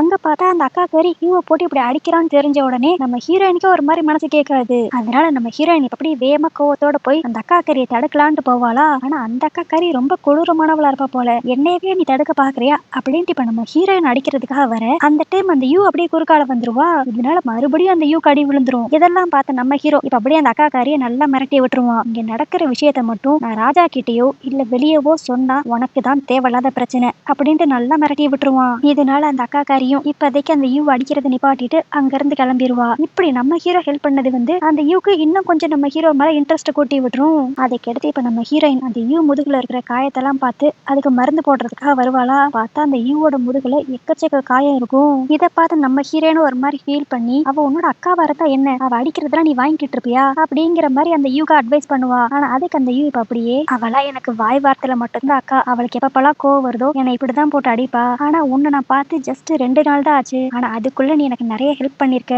இன்ஃபேக்ட் இன்னைக்கு எங்க அக்காவை எதிர்த்து நீ எனக்காக பேசலாம் கூட வந்த. அதனாலதான் உன் மேல எந்த அடியும் பற்றக்கூடாதுன்ட்டு நான் நடுவுல வந்து அந்த அடியை வாங்கிக்கிட்டேன் அப்படிங்கிற மாதிரி அந்த யூ ரொம்ப நல்ல பொண்ணு மாதிரியே பேசுவா. நம்ம ஹீரோயினுக்கே ஒரு மாதிரி ஒரு செகண்ட்ல மைண்ட் கன்ஃபியூஸ் ஆயிரும். இவ என்னடா இந்த அளவுக்கு நல்லவளா இருக்கா, இவதான் இன்னும் 7 வருஷம் கழிச்சு கொடூரமான ராணியா மாற போறவளா அப்படிங்கிற மாதிரி யோசிச்சுக்கிட்டு இருப்பா. ஆனா அப்ப அந்த யூ அப்படியே நம்ம ஹீரோயின் கிட்ட, எனக்கு என்னோட சொந்த அக்காவை சுத்தமா பிடிக்கல, அதுக்கு பதிலா நீ எனக்கு ஒரு அக்கா மாதிரி இருப்பியா அப்படின்னு சொல்லி கேட்பா. ஆனா இவ கேட்கறதே ரொம்ப பாவம் போல இருக்குமா. அதனால நம்ம ஹீரோயின் ஓகேன்னு சொல்லிடுவா. அதனாலதான் நீங்க நல்லா நோட் பண்ணி பாத்தீங்கன்னா, ஃபர்ஸ்ட் டைம் நம்ம ஹீரோயின் டைம் டிராவல் பண்ணிட்டு வந்தப்ப அந்த ராணி யூ நம்ம ஹீரோயினை பார்த்த உடனே நீ என்னோட சிஸ்டர் மாதிரியே இருக்க அப்படின்னு சொல்லியிருப்பா. அதுக்கடுத்து இப்ப நம்ம ஹீரோயினுக்கும் அந்த யூக்கும் ஒரு சிஸ்டர் பாண்டிங் மாதிரி வந்துரும். ஸோ அன்னையில இருந்து நம்ம ஹீரோயின், ஹீரோ, அந்த யூ எல்லாருமே ஒரு ஃப்ரெண்ட்ஸ் மாதிரி எங்க போனாலும் ஒன்னா தான் சுத்திக்கிட்டு இருப்பாங்க. அப்படி இருக்கிற சமயத்துல தான் ஒரு நாள் ஒரு டிராமா பாக்குறதுக்காக போவாங்க. அங்க ஏதோ ஒரு லவ் டிராமாவை நடிச்சுக்கிட்டு இருப்பாங்களா. இதை பாக்குறப்ப ஒரு பக்கம் அந்த யூ அந்த எண்டிங்க பார்த்து ரொம்ப ஃபீல் பண்ணி அழுவா. இதுவே நம்ம ஹீரோயினை காட்டுவாங்க, அவ இப்ப பாத்துக்கிட்டு இருக்கிற டிராமாவை அப்படியே அவளோட லைஃபோட கம்பேர் பண்ணி பாப்பா. ஏன்னா அவளுக்குமே கிட்டத்தட்ட சேட் எண்டிங் மாதிரி தான் ஆயிருக்கும். நம்ம ஹீரோவும் ஹீரோயினும் சாகிற அளவுக்கு போயிருப்பாங்க. சோ இதெல்லாம் நினைச்சு அவ ஒரு பக்கம் ஃபீல் பண்ணிக்கிட்டு இருப்பா. ஆனா இதுவே நம்ம ஹீரோவை தான் காட்டுவாங்க. அவன் அப்படியே அந்த டிராமாவெல்லாம் பார்த்துட்டு லவ் எல்லாம் வேஸ்ட் ஆஃப் டைம், உண்மையிலே சொல்ல போனா ட்ரூ லவ்னு ஒண்ணு இல்லவே இல்லை அப்படிங்கிற மாதிரி அவன் ஒரு பக்கம் பேசிக்கிட்டு இருப்பான். இதை கேட்டோன்னு நம்ம ஹீரோயின் கடுப்பாயிரும். உண்மையா லவ் பண்றவங்களுக்கு தான் ட்ரூ லவ்வோட வேல்யூ தெரியும். நீ இப்ப வேணா இப்படி பேசலாம், ஆனா இன்னும் கொஞ்சம் வருஷம் கழிச்சு உனக்கும் ட்ரூ லவ்னா என்னன்னு தெரிய வரும் அப்படின்ட்டு அவ இன்டைரக்டா இவங்க 2 பேரோட காதல் கதையை மீன் பண்ணி சொல்லுவா. ஆனா இவ என்ன சொல்ல வரான்ட்டு நம்ம ஹீரோக்கு சுத்தமா புரியாது. அதுக்கடுத்து கொஞ்ச நேரம் கழிச்சுதான் காட்டுவாங்க. இப்ப நம்ம ஹீரோயின் லைட்டா கோவமா இருப்பா. ஏன்னா நம்ம ஹீரோக்கு தான் இவளை பத்தின எந்த விஷயமும் ஞாபகம் இல்ல, இவங்க லவ் பண்ணதும் ஞாபகம் இல்ல. அதனால லைட்டா சோகமா இருப்பாளா. அந்த இடத்துக்கு இப்ப நம்ம ஹீரோ வருவான். அவனுக்கு நம்ம ஹீரோயின் ஏதோ ஒரு விஷயத்தினால கவலையா இருக்கான்னு சொல்லி தெரியுது. ஆனா என்னன்ட்டு தான் அவனுக்கு புரியாது. பட் இருந்தாலும் அவளை சமாதானப்படுத்தணுங்கிறதுக்காக அவளுக்கு பன்னு, ஸ்வீட்ஸ் அப்படின்ட்டு நிறைய ஐட்டம் வாங்கிட்டு வருவான். அப்ப அப்படியே நம்ம ஹீரோ நம்ம ஹீரோயினை பார்த்து, எனக்கு என்னன்னே தெரியல, உன்னை பாக்குறப்பெல்லாம் சில நேரம் எனக்கு ஒண்ணு நல்லாவே தெரிஞ்ச பொண்ணு அப்படிங்கிற மாதிரியும் இருக்கு, சில நேரம் உனக்கும் எனக்கு எதுவும் சம்பந்தமே இல்லாத மாதிரி ரொம்ப டிஸ்டன்ஸ்ல தள்ளி இருக்கிற மாதிரியும் இருக்கு. இது எப்படிப்பட்ட ஃபீல்னே எனக்கு புரியல அப்படின்ட்டு அவன் சொல்லுவான். அதுக்கு நம்ம ஹீரோயின் ஒரு மாதிரி சோகமா, மனுஷங்களோட வாழ்க்கையே இப்படித்தான், ஒரு மாதிரி குழப்பங்கள் நிறைஞ்சது அப்படின்ட்டு அவ புரியாத மாதிரியே பேசுவா. நம்ம ஹீரோக்கும் மண்டை காஞ்சிரும். நீ என்ன எப்ப பார்த்தாலும் புரியாத மாதிரியே பேசுற, தெளிவா ஏதான்னு சொல்ல, ஃபர்ஸ்ட் நீ ஏன் கவலையா இருக்க அப்படின்ட்டு அவன் கேட்க, அதுக்கு இப்ப நம்ம ஹீரோயின் நம்ம ஹீரோ வாங்கிட்டு வந்து ஒரு 3 பண்ணை எடுத்து வச்சுக்குவா. அதுல ஒரு பண்ணை ஒரு பையனாவும் இன்னொரு 2 பண்ணை 2 பொண்ணுங்களாவும் நினைச்சுக்க சொல்லுவா. அதாவது இன்டைரக்டா அவ நம்ம ஹீரோ, ஹீரோயின், அந்த யூ இவங்க 3 பேத்தையும் அந்த பண்ணை வச்சு ரெப்ரசென்ட் பண்றா. இப்ப அப்படியே நம்ம ஹீரோ கிட்ட இந்த பையன் பண்ணும் பொண்ணு பண்ணும் ரொம்ப லவ் பண்ணுவாங்க. அவங்க ஒண்ணு சேரலாம்னு சொல்லி பாக்குறப்ப அந்த 2வது இருக்கிற கேர்ள் பன் இவங்க லவ் பிரிக்கணும்னு நினைச்சு அந்த 2 பேரையும் போட்டு தள்ளிடுவா. அதுக்கு காரணம் இந்த பொண்ணுக்குமே அந்த பையனை பிடிச்சிருக்கும். இப்படிப்பட்ட சிச்சுவேஷன்ல என்ன பண்றது அப்படிங்கிற மாதிரி நம்ம ஹீரோ கிட்ட கேட்பா. அதுக்கு நம்ம ஹீரோ சிம்பிளா, அதான் அவங்க 2 பேரும் ஏற்கனவே லவ் பண்றாங்கல்ல, இந்த 3வதா தேவையில்லாம இருக்கிறது அந்த 2வது வந்த பொண்ணு தானே, அப்ப அவளைதான் போட்டு தள்ளணும் அப்படின்ட்டு அவன் சொல்ல. ஆனா அதுக்கும் நம்ம ஹீரோயின் ஒத்துக்க மாட்டா. இல்ல, இந்த 2வது வந்த பொண்ணு ரொம்ப பாவப்பட்ட பொண்ணு, சின்ன வயசுல இருந்தே நிறைய கொடுமைகளை அனுபவிச்சிருக்கா. இன்ஃபேக்ட் சொல்ல போனா இந்த கதைக்குள்ள அந்த கேர்ள் வரவே இல்லைன்னா இந்த பையனும் அந்த 2வது பொண்ணும் கல்யாணம் பண்ணிருப்பாங்க அப்படின்ட்டு நம்ம ஹீரோவும் யூவும் கல்யாணம் பண்ணிருப்பாங்க அப்படிங்கிற மீனிங் அவ சொல்லுவா. இதை கேட்ட நம்ம ஹீரோ அப்படியே நல்லா யோசித்து, அப்பனா இந்த கதைக்குள்ள அந்த பொண்ணு கொண்டே வராத அப்படின்ட்டு நம்ம ஹீரோயினோட கேரக்டரை மீன் பண்ணுவா. இதை கேட்டோட நம்ம ஹீரோயினுக்கு ரொம்ப கஷ்டமாயிரும். ஆனா நல்லா யோசித்து பாப்பா, உண்மையிலே இவ இந்த காதல் கதைக்குள்ள வராம இருந்தாதான் அந்த யூ கடைசி வரைக்கும் நல்லவளாவும் இருப்பா, நம்ம ஹீரோவை கொலை பண்ணவும் மாட்டா அப்படிங்கிற விஷயத்த இப்ப நம்ம ஹீரோயின் ஸ்ட்ராங்கா நம்ப ஆரம்பிச்சிருவா. அதுக்கு அடுத்து அப்படியே அடுத்த நாள் காலையில தான் காட்டுவாங்க. நம்ம ஹீரோயின் நம்ம ஹீரோக்காக கேக் ரெடி பண்ணிக்கிட்டு இருப்பா. இப்ப அந்த இடத்துக்கு வந்து நம்ம ஹீரோ, கேக்கா, இது என்ன கேட்கவே புதுசா இருக்கு அப்படிங்கிற மாதிரி ஆச்சரியப்பட்டுக்கிட்டு இருப்பான். இல்ல, உங்களோட பர்த்டேல இன்னைக்கு, அதனாலதான் உங்களுக்கு ஸ்பெஷலா ஒரு டிஷ் நான் ரெடி பண்றேன் அப்படிங்கிற மாதிரி அவ சொல்ல, சரி நானும் உனக்கு ஹெல்ப் பண்றேன் அப்படின்னு சொல்லிட்டு இப்ப நம்ம ஹீரோவும் கேக் செய்யறதுக்கு ஹெல்ப் பண்ணுவானா. ஆனா இவங்க 2 பேரும் இப்படி கேக் செஞ்சுக்கிட்டு இருக்கப்பயே மாவு எடுத்து பூசி விளையாடுறது, ஒருத்தவங்களை இன்னொருத்தவங்க கலாய்க்கிறது, பேசுறது இந்த மாதிரி ஃபன்னா தான் செஞ்சுக்கிட்டு இருப்பாங்க. அதாவது நம்ம ஹீரோயின் விலகி போகணும்னு நினைச்சாலும் நம்ம ஹீரோக்கும் ஹீரோயினுக்கும் இன்னும் பாண்டிங் கூடிக்கிட்டே தான் போகும். இதுவே இன்னொரு பக்கம் அந்த யூவை தான் காட்டுவாங்க. அவ வீட்டுல அந்த வேலைக்காரி இப்ப அந்த யூ கிட்ட, மேடம் உங்களுக்கு தான் இப்படிப்பட்ட ஒரு அலையன்ஸ் வந்திருக்குல்ல, நீங்க எதுக்கு அந்த ஆளை மேரேஜ் பண்ணிக்க வேணாம்னு நினைக்கிறீங்க அப்படிங்கிற மாதிரி கேட்டுக்கிட்டு இருப்பா. ஆனா அதுக்கு அந்த யூ, எனக்கு இப்போதைக்கு யாரையும் கல்யாணம் பண்ணிக்கிறதுக்கு இஷ்டமே இல்ல அப்படிங்கிற மாதிரி சொல்லிக்கிட்டு இருப்பாளா. இப்ப கரெக்டா அந்த இடத்துக்கு நம்ம ஹீரோயின் வந்துருவா. அவ அப்படியே யூ கிட்ட, நீ எதுக்கு இந்த மேரேஜ் ப்ரொபோசல வேணான்னு சொல்லி நினைக்கிற அப்படின்ட்டு கேப்பா. அதுக்கு அந்த யூ பொசுக்குன்ட்டு, நான் செத்தாலும் சாவேனே தவிர்த்து யாரையும் கல்யாணம் பண்ணிக்க மாட்டேன் அப்படின்பா. ஆனா அந்நேரம் நம்ம ஹீரோயின் என்ன நினைச்சான்னு தெரியல. இப்ப அப்படியே டக்குன்ட்டு யூவை பார்த்து, அப்பனா உனக்கு ஷூவை கல்யாணம் பண்ணிக்கிறதுக்கு ஓகேவா அப்படின்றவா. இத கேட்டோன்னு அந்த யூகே ஒரு மாதிரி ஷாக் ஆயிரும். நீ என்ன பேசுற, உனக்கும் அவனுக்கும் நடுவுல எதுவும் இல்லையா என்ன அப்படிங்கிற மாதிரி அந்த யூ கேப்பா. ஆனா அதுக்கு நம்ம ஹீரோயின், சேச்சே நாங்க ரெண்டு பேரும் ஜஸ்ட் ஃப்ரெண்ட்ஸ் மாதிரி தான் பழகிக்கிட்டு இருக்கோம், அது மட்டும் இல்லாம உனக்கு அவன் மேல ஒரு இன்ட்ரெஸ்ட் இருக்குன்னு எனக்கு நல்லாவே தெரியும், நீ கவலைப்படாத, உன்னோட லவ் சக்சஸ் ஆறதுக்கு நான் ஹெல்ப் பண்றேன் அப்படின்பா. நம்மளுக்கே ஒரு மாதிரி குழப்பமாயிரும், இவ என்னடா தேவையே இல்லாம பிரச்சனையை தூக்கி தரையில போட்டுக்கிறா அப்படின்ட்டு. அப்புறம் தான் நம்மளுக்கு தெரிய வரும், நம்ம ஹீரோயின் இப்ப முடிவு பண்ணிட்டா போல, இவ மறுபடியும் நம்ம ஹீரோட வாழ்க்கையில வந்தா பிரச்சனை தான், அதனால யூவும் நம்ம ஹீரோவும் கல்யாணம் பண்ணிக்கிட்டாதான் யாரோட உயிருக்கும் எந்த ஆபத்தும் வராது அப்படிங்கிற மாதிரி ஒரு முடிவு எடுத்துட்டு இப்ப நம்ம ஹீரோவையும் யூவையும் சேர்த்து வைக்கணும் அப்படிங்கிற மாதிரி இவ யோசிக்க ஆரம்பிச்சுட்டா. பட் இருந்தாலும் அந்த யூ லைட்டா தயங்குவா. அது எப்படி ஒரு பொண்ணு போய் ஒரு பையன் பின்னாடி சுத்தி லவ் எல்லாம் சொல்றது எனக்கு என்னமோ சரிப்பட்டு வராதுன்னு நினைக்கிறேன் அப்படின்னு தான் சொல்லுவா. ஆனா நம்ம ஹீரோயின் தான், நீ என்ன பொண்ணு பையன்ட்டு பேசிக்கிட்டு இருக்க, என்ன பொறுத்த வரைக்கும் பொண்ணும் பையனும் ஈக்குவல், உனக்கு தான் அவனை பிடிச்சிருக்குல, அப்போ உன்னோட லவ் எக்ஸ்பிரஸ் பண்றதுக்கான உரிமை உனக்கு ஃபுல்லா இருக்கு, நான் இதுக்கு சப்போர்ட் பண்றேன் அப்படிங்கிற மாதிரி அவ அந்த யூக்கு அட்வைஸ் பண்ணிக்கிட்டு இருப்பா.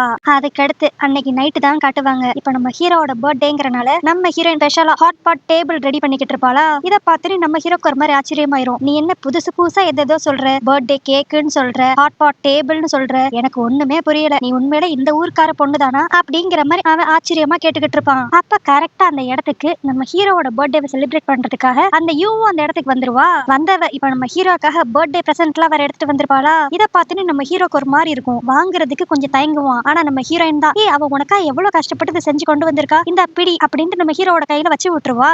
சோ நம்ம ஹீரோ தயங்குறதுனே நல்லா தெரியுது, நம்ம ஹீரோவுக்கு யூ மேல எந்த ஒரு இன்ட்ரெஸ்டும் இல்ல அப்படின்ட்டு. அதுக்கடுத்து இப்ப 3 பேரும் நல்லா உட்காந்து சாப்பிட்டுட்டு பர்த்டே கேக்கெல்லாம் அப்படியே கட் பண்ணி சந்தோஷமா என்ஜாய் பண்ணிக்கிட்டு இருப்பாங்க. ஆனா அன்னாரம் நம்ம ஹீரோயின், எனக்கு இப்பதான் ஒரு ஞாபகம் வந்துச்சு, எனக்கு ஒரு சின்ன வேலை இருக்கு, நீங்க பேசிக்கிட்டு இருங்க, நான் போயிட்டு இப்ப வந்துடுறேன் அப்படின்ட்டு வீம்புக்குன்னே நம்ம ஹீரோவையும் யூவையும் தனியா விட்டுட்டு போயிருவா. போறப்ப அப்படியே யூக்கு சிக்னல் வேற கொடுத்துட்டு போவா, உன் மனசுல இருக்கிறதெல்லாம் சொல்லிரு அப்படின்ட்டு. அதுக்கடுத்து அந்த யூவும் அப்படியே கொஞ்சம் கொஞ்சமா தைரியத்தை வர வச்சுட்டு, ஷூ உனக்கு ஒரு விஷயம் தெரியுமா, நம்ம சின்ன வயசுல பேலஸ்ல மீட் பண்ணிக்கிட்டோம்ல, அப்ப இருந்தே எனக்கு ஒன்னு பிடிக்கும், இதை இத்தனை வருஷமா உன்கிட்ட எப்படி சொல்றதுன்னு தெரியாம தயங்கிக்கிட்டு இருந்தேன், ஆனா இப்பதான் எனக்கு கொஞ்சம் கொஞ்சமா தைரியம் வந்திருக்கு, நான் உன்னை லவ் அப்படிங்கிற மாதிரிதான் ஆரம்பிப்பா. ஆனா இதுவே இன்னொரு பக்கம் நம்ம ஹீரோவை பார்த்தா, ஆனா இவ்வளவு நேரம் அந்த யூ சொன்னதே கேட்டிருக்கவே மாட்டான். அவனோட நினைப்பெல்லாம் ஹீரோயின் எங்க போனா, இப்ப வந்துடுறேன்ட்டு போனாலே இன்னும் காணுமே அப்படின்ட்டு அவளையே தான் தேடிக்கிட்டு இருப்பான். ஒரு நிமிஷம் நீங்க வெயிட் பண்ணு, இங்க இருந்து கிளம்பி போய் ரொம்ப நேரம் ஆச்சு, அவளை எங்கன்னே தெரியல அப்படின்ட்டு இப்ப நம்ம ஹீரோயினை தேடி போயிருவான். இதுவே இன்னொரு பக்கம் நம்ம ஹீரோயினை பார்த்தா, அவ இப்ப அப்படியே ஒரு மரத்துக்கடியில உட்காந்து ரொம்ப சோகமா தண்ணி அடிச்சுக்கிட்டு இருப்பா. என்னதான் நம்ம ஹீரோட உயிர்க்காக அவங்க ரெண்டு பேத்தையும் அவ சேர்த்து வைக்கணும்னு நினைச்சாலுமே தன்னோட லவ் எப்படி சாக்ரிஃபைஸ் பண்றோம் அப்படிங்கிற நினைப்பு நம்ம ஹீரோயினை போட்டு ரொம்ப வாட்டும். அதனால கவலையில அப்படியே அவ சரக்கா எடுத்து அடிச்சுக்கிட்டே இருக்க. அப்ப கரெக்டா நம்ம ஹீரோ அந்த இடத்துக்கு வந்துருவான். அவன் அப்படியே, என்னது இது, எங்களுக்கு கொடுக்காம தனியா சரக்கு அடிச்சுக்கிட்டு இருக்கியா அப்படிங்கிற மாதிரி ஜாலியா தான் கேட்பான். ஆனா இப்ப ஃபுல் குடி போதையில இருக்கிறனால நம்ம ஹீரோயினுக்கு எது நிஜம் எது ட்ரீம் அப்படின்னு தெரியாம நம்ம ஹீரோவோட கண்ணத்தை பிடிச்சு, நீ வந்துட்டியா அப்படிங்கிற மாதிரி தொட்டு தொட்டு பேசிக்கிட்டு இருப்பா. ஆனா இப்ப அவளுக்கு நம்ம ஹீரோவை பாக்குறப்ப 21 வயசுல இருந்த ஹீரோ மாதிரியே இருக்காது, 28 வயசுல டியூக்கா இருக்கிறப்ப அவன் எப்படி இருந்தானோ அதே மாதிரி தெரியும். அதனால இது எல்லாமே கனவுன்னு நினைச்சுக்கிட்டு நம்ம ஹீரோயின் அப்படியே நம்ம ஹீரோவை கிஸ் பண்ணிடுவா. அவனுக்கு ஒண்ணுமே புரியாது. அவன் டக்குன்னு அப்படியே விலகி வந்துட்டு, ஆன் என்ன பண்ற, நீ குடிச்சனால உனக்கு போதை தலைக்கேறிடுச்சுன்னு நினைக்கிறேன் அப்படிங்கிற மாதிரி அவன் சொல்லிக்கிட்டு இருப்பான். ஆனா அதுக்கு நம்ம ஹீரோயின் அப்படியே நம்ம ஹீரோவை ஒரு மாதிரி ஏக்கமா பாப்பாளா. இப்ப நம்ம ஹீரோ என்ன நினைச்சான்னு தெரியல, அவன் பதிலுக்கு நம்ம ஹீரோயினை கிஸ் பண்ண ஆரம்பிச்சிருவான். ஏன்னா அவனுக்கு ஏற்கனவே கொஞ்சம் கொஞ்சம் நம்ம ஹீரோயினை பிடிக்கும். இப்ப இவளுக்கும் தன்னை பிடிச்சிருக்கு அப்படின்னு தெரிஞ்ச உடனே எதை பத்தி யோசிக்காம அவனும் இப்ப நம்ம ஹீரோயினை கிஸ் பண்ண ஆரம்பிச்சிருவான். அதுக்கு அடுத்துதான் நம்ம ஹீரோயினுக்கு என்ன பண்றோம் அப்படின்னு ரியலைஸ் ஆகி டக்குன்னு அங்கிருந்து ஓடிடுவா. ஆனா இதுவே நம்ம ஹீரோவை காட்டுவாங்க. அவன் அப்படியே நம்ம ஹீரோயினை கிஸ் பண்ண சந்தோஷத்துல அவ்வளவு ஹாப்பியா இருப்பான். அதுக்கடுத்து இப்ப அப்படியே அடுத்த நாள் காலையில தான் காட்டுவாங்க. நம்ம ஹீரோயின் ஃபுல் மப்பு தெரிஞ்சு இப்பதான் தெளிவா எந்திரிப்பாளா. எந்திரிச்ச உடனே நேற்று நைட்டு நடந்த எல்லா விஷயமும் அவளுக்கு ஞாபகம் வந்துரும். ஐயோ நம்ம அவங்க ரெண்டு பேத்தையும் சேர்த்து வைக்கணும்னு நினைச்சிட்டு கடைசியில நம்ம போய் ஷூவை கிஸ் பண்ணிட்டோமே அப்படிங்கிற மாதிரி இப்ப கவலைப்பட்டுக்கிட்டு இருப்பா. பட் இருந்தாலும் இந்த விஷயத்தை இப்படியே விடக்கூடாதுன்ட்டு இப்ப திரும்பவும் யூ கிட்ட போய், நேத்து நீ உன்னோட லவ் கன்ஃபஸ் பண்ணியா அப்படின்ட்டு கேட்பா. அதுக்கு அந்த பொண்ணு ஒரு மாதிரி சோகமா இல்லன்னு சொல்லுவாளா. இதை கேட்ட அடுத்த செகண்ட் இப்ப நம்ம ஹீரோயின் அந்த யூவை தரன்ட்டு அவளோட ரூம்க்கு எடுத்துட்டு வருவா. அந்த யூக்கு ஒண்ணுமே ஒண்ணுமே புரியாது. இங்க எதுக்கு கூப்பிட்டு வந்தீங்க அப்படிங்கிற மாதிரி தான் முழிச்சுக்கிட்டு இருப்பா. அப்ப நம்ம ஹீரோயின் அவளோட பாத் டப் கிட்ட போய், நீ ரொம்ப டயர்டா இருப்பன்னு நினைக்கிறேன், அதனால இங்க குளிச்சுக்கிட்டு இரு அப்படிம்பா. அந்த யூக்கு இதெல்லாம் நம்ம ஹீரோயின் எதுக்காக பண்றான்னு தெரியாது. பட் இருந்தாலும் குளிக்க சொல்றாளுன்னு சொல்லிட்டு அவளும் குளிக்க ரெடி ஆகிக்கிட்டு இருப்பா. இதுவே இன்னொரு பக்கம் நம்ம ஹீரோவை தான் காட்டுவாங்க. அவன் அப்படியே நம்ம ஹீரோயினை நினைச்சு ரொமான்டிக் மூட்ல செமையா வைப் ஆகிக்கிட்டு இருப்பான். இப்ப கரெக்டா அந்த இடத்துக்கு நம்ம ஹீரோயின் வருவாளா. அவன் நேத்து நைட்டு நடந்ததை பத்தி பேசலான்ட்டு வரப்ப நம்ம ஹீரோயின் டக்குன்ட்டு, உனக்கு 10 நிமிஷம் டைம், அதுக்கடுத்து நீ என்னோட ரூமுக்கு வா அப்படின்ட்டு அங்கிருந்து கிளம்பிடுவா. நம்ம ஹீரோக்கு ஒரே ஜாலி. ஆஹா, ஏதோ முக்கியமா லவ் மேட்டர் பேசணும் போல, அதுக்காகத்தான் நம்மள ரூமுக்கு கூப்பிடுறா அப்படிங்கிற மாதிரி அவன் நினைச்சுக்குவான். அதுக்கடுத்து 10 நிமிஷம் கழிச்சு நம்ம ஹீரோனோட ரூமுக்கு போனா, அந்த இடத்துல அந்த யூ குளிச்சு முடிச்சுட்டு ட்ரெஸ் சேஞ்ச் பண்ணிக்கிட்டு இருப்பா. இது தெரிஞ்சுட்டு நம்ம ஹீரோ, ஐயோ நீ அந்த ரூம்ல இருக்க, நான் தெரியாம உள்ள வந்துட்டேன், நான் இப்பயே வெளியே போறேன் அப்படின்ட்டு அவன் கிளம்பலான்னு பாக்குறப்ப நம்ம ஹீரோயின் மாறு வேஷத்துல அந்த ரூம்குள்ள வந்து இப்ப யூவோட கழுத்துல கத்தி வச்சிருவா. இதை பார்த்த நம்ம ஹீரோ, இது நம்ம ஹீரோயின் தெரியாம அட்டாக் பண்ண ஆரம்பிச்சிருவான். அதுக்கடுத்து அப்படியே டக்குன்ற பக்கத்துல வந்து நம்ம ஹீரோயின் போட்டிருக்க அந்த மாஸ்க கழட்டினக்கு அடுத்தான் இங்க நிக்கிறது நம்ம ஹீரோயின் அப்படின்ட்டு அவனுக்கு தெரிஞ்சிரும். அதுக்கடுத்து அப்படியே நம்ம ஹீரோவே கொஞ்சம் கொஞ்சமா கெஸ் பண்ண ஆரம்பிச்சிருவான். இவ இந்த வேலையை பார்த்ததுக்கு காரணம் நானும் யூவோ இந்த மாதிரி ஒரு சிச்சுவேஷன்ல மீட் பண்ணிக்கிட்டு 2 பேரும் கல்யாணம் பண்ணிக்கணும்னு ஆசைப்படுறா அப்படிங்கறத நம்ம ஹீரோ புரிஞ்சுக்குவான். அதனால இப்ப அப்படி கோவமா அங்க இருந்து கிளம்பிடுவான். அவன் கிளம்புனக்கு அடுத்து அந்த யூவும் இப்ப நம்ம ஹீரோயின் மேல கோச்சுக்குவா. எனக்கு ஷூவை பிடிக்கும் தான், அவனை கல்யாணம் பண்ணணும்னு நான் ஆசைப்படுறேன் தான், ஆனா இப்படிப்பட்ட வேலையெல்லாம் பார்த்துதான் அவனை கல்யாணம் பண்ணணும்னு எனக்கு எந்த அவசியமும் இல்ல அப்படிங்கிற மாதிரி அவளும் கோச்சுக்குவா. அதுக்கு அடுத்து இப்ப அப்படியே ரொம்ப நேரம் கழிச்சுதான் காட்டுவாங்க. நம்ம ஹீரோ வீட்டுல இருக்கிற வேலைக்காரி நம்ம ஹீரோயின் கிட்ட வந்து, திடீர்னு மாஸ்டருக்கு என்னாச்சுன்னே தெரியல, ரொம்ப உடம்பு சரியில்லாம இருக்காரு, நீங்க வந்து கொஞ்சம் என்னன்னு பார்க்க கூடாதா அப்படின்ட்டு அந்த வேலைக்காரி சொல்லுவா. இதுவே இன்னொரு பக்கம் நம்ம ஹீரோவை தான் காட்டுவாங்க. அவனுக்கு உண்மையில எல்லாம் உடம்பு சரியில்லாமலாம் ஆயிருக்காது. நம்ம ஹீரோயினோட அட்டென்ஷனை வாங்கணுங்கிறதுக்காக தான் நாடகம் போட்டுக்கிட்டு இருப்பான். இது தெரியாம நம்ம ஹீரோயினும் உண்மையிலே அவனுக்கு உடம்பு சரியில்லையோன்னு சொல்லிட்டு அக்கறையில வந்து பாத்துக்கிட்டு இருப்பா. அப்ப நம்ம ஹீரோ வீம்புக்குனே, உனக்கு என்ன திடீர்னு என் மேல அக்கறை, நீ ஒண்ணு என் மேல அக்கறை படவே தேவையில்லை, நீ பண்ண வேலையினால எனக்கு ரொம்ப மனசு உடைஞ்சு போச்சு அப்படின்ட்டு அவன் சொல்லுவான். ஆனா இப்ப இவனுக்கு உடம்பு சரியில்லாதனால நம்ம ஹீரோயினும், உன் மேல நான் அக்கறை படக்கூடாதுன்ட்டு நீ எப்படி சொல்லலாம், நான் அக்கறை படுவேன், ஏன்னா எனக்கு உன் மேல கன்சர்ன் இருக்கு அப்படின்பா.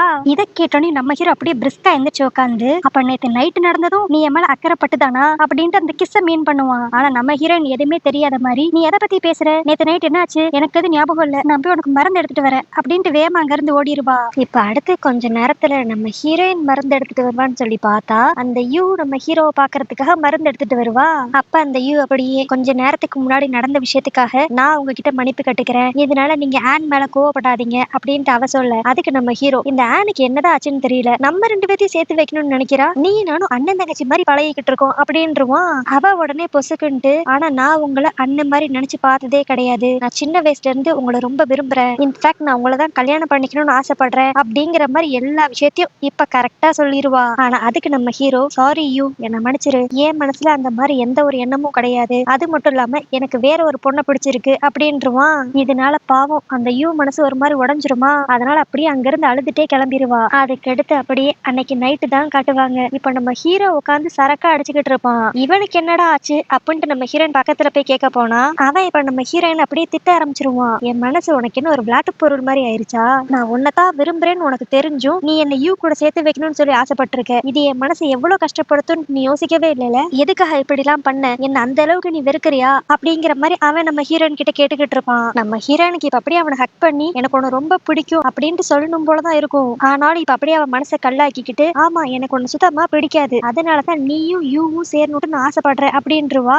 இதை கேட்டு நம்ம ஹீரோ ஃபுல்லா உடஞ்சு போயிருவான். அவன் இப்ப அப்படியே அழுதுகிட்டே, நான் என் வாழ்க்கையில ஏன்டா உன்னை மீட் பண்ணேன்னு நினைச்சு இப்ப ஃபீல் பண்றேன் அப்படிங்கிற மாதிரி சொல்லிடுவான். இப்ப இப்படிப்பட்ட ஒரு சம்பவம் நடந்தனால நம்ம ஹீரோ ஹீரோயின் 2 பேருக்கு நடுவுலயும் டிஸ்டன்ஸ் வர ஆரம்பிச்சிரும். இதை நினைச்சு நம்ம ஹீரோ ஒரு பக்கம் அழுக, இன்னொரு பக்கம் நம்ம ஹீரோயின் ஃபீல் பண்ண.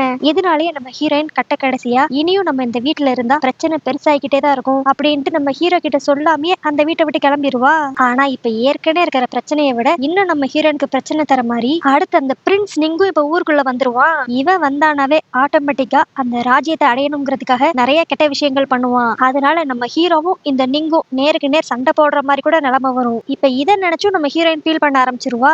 சோ அடுத்து இவனால எந்த பிரச்சனையும் வரக்கூடாதுன்னு சொல்லிட்டு இப்ப இவனை எப்படியான்னு போட்டு தள்ளணும் அப்படிங்கிற மாதிரி நம்ம ஹீரோயின் யோசிக்க ஆரம்பிச்சிருவா. ஆனா இப்ப ஒரு பிரின்ஸுங்கிறனால இவன் பக்கத்துல எப்படி நெருங்கலாம் அப்படின்னு யோசிச்சுக்கிட்டு இருக்கப்ப அவனோட வீட்டுக்கு வேலைக்கு ஆட்கள் தேவை அப்படிங்கிற மாதிரி ஒரு இன்ஃபர்மேஷனை நம்ம ஹீரோயின் பாப்பா. சோ இந்த சான்ஸை வச்சு நம்ம ஹீரோயின் அந்த நிங்கோட வீட்டுக்கு வேலைக்காரியா போயிருவா.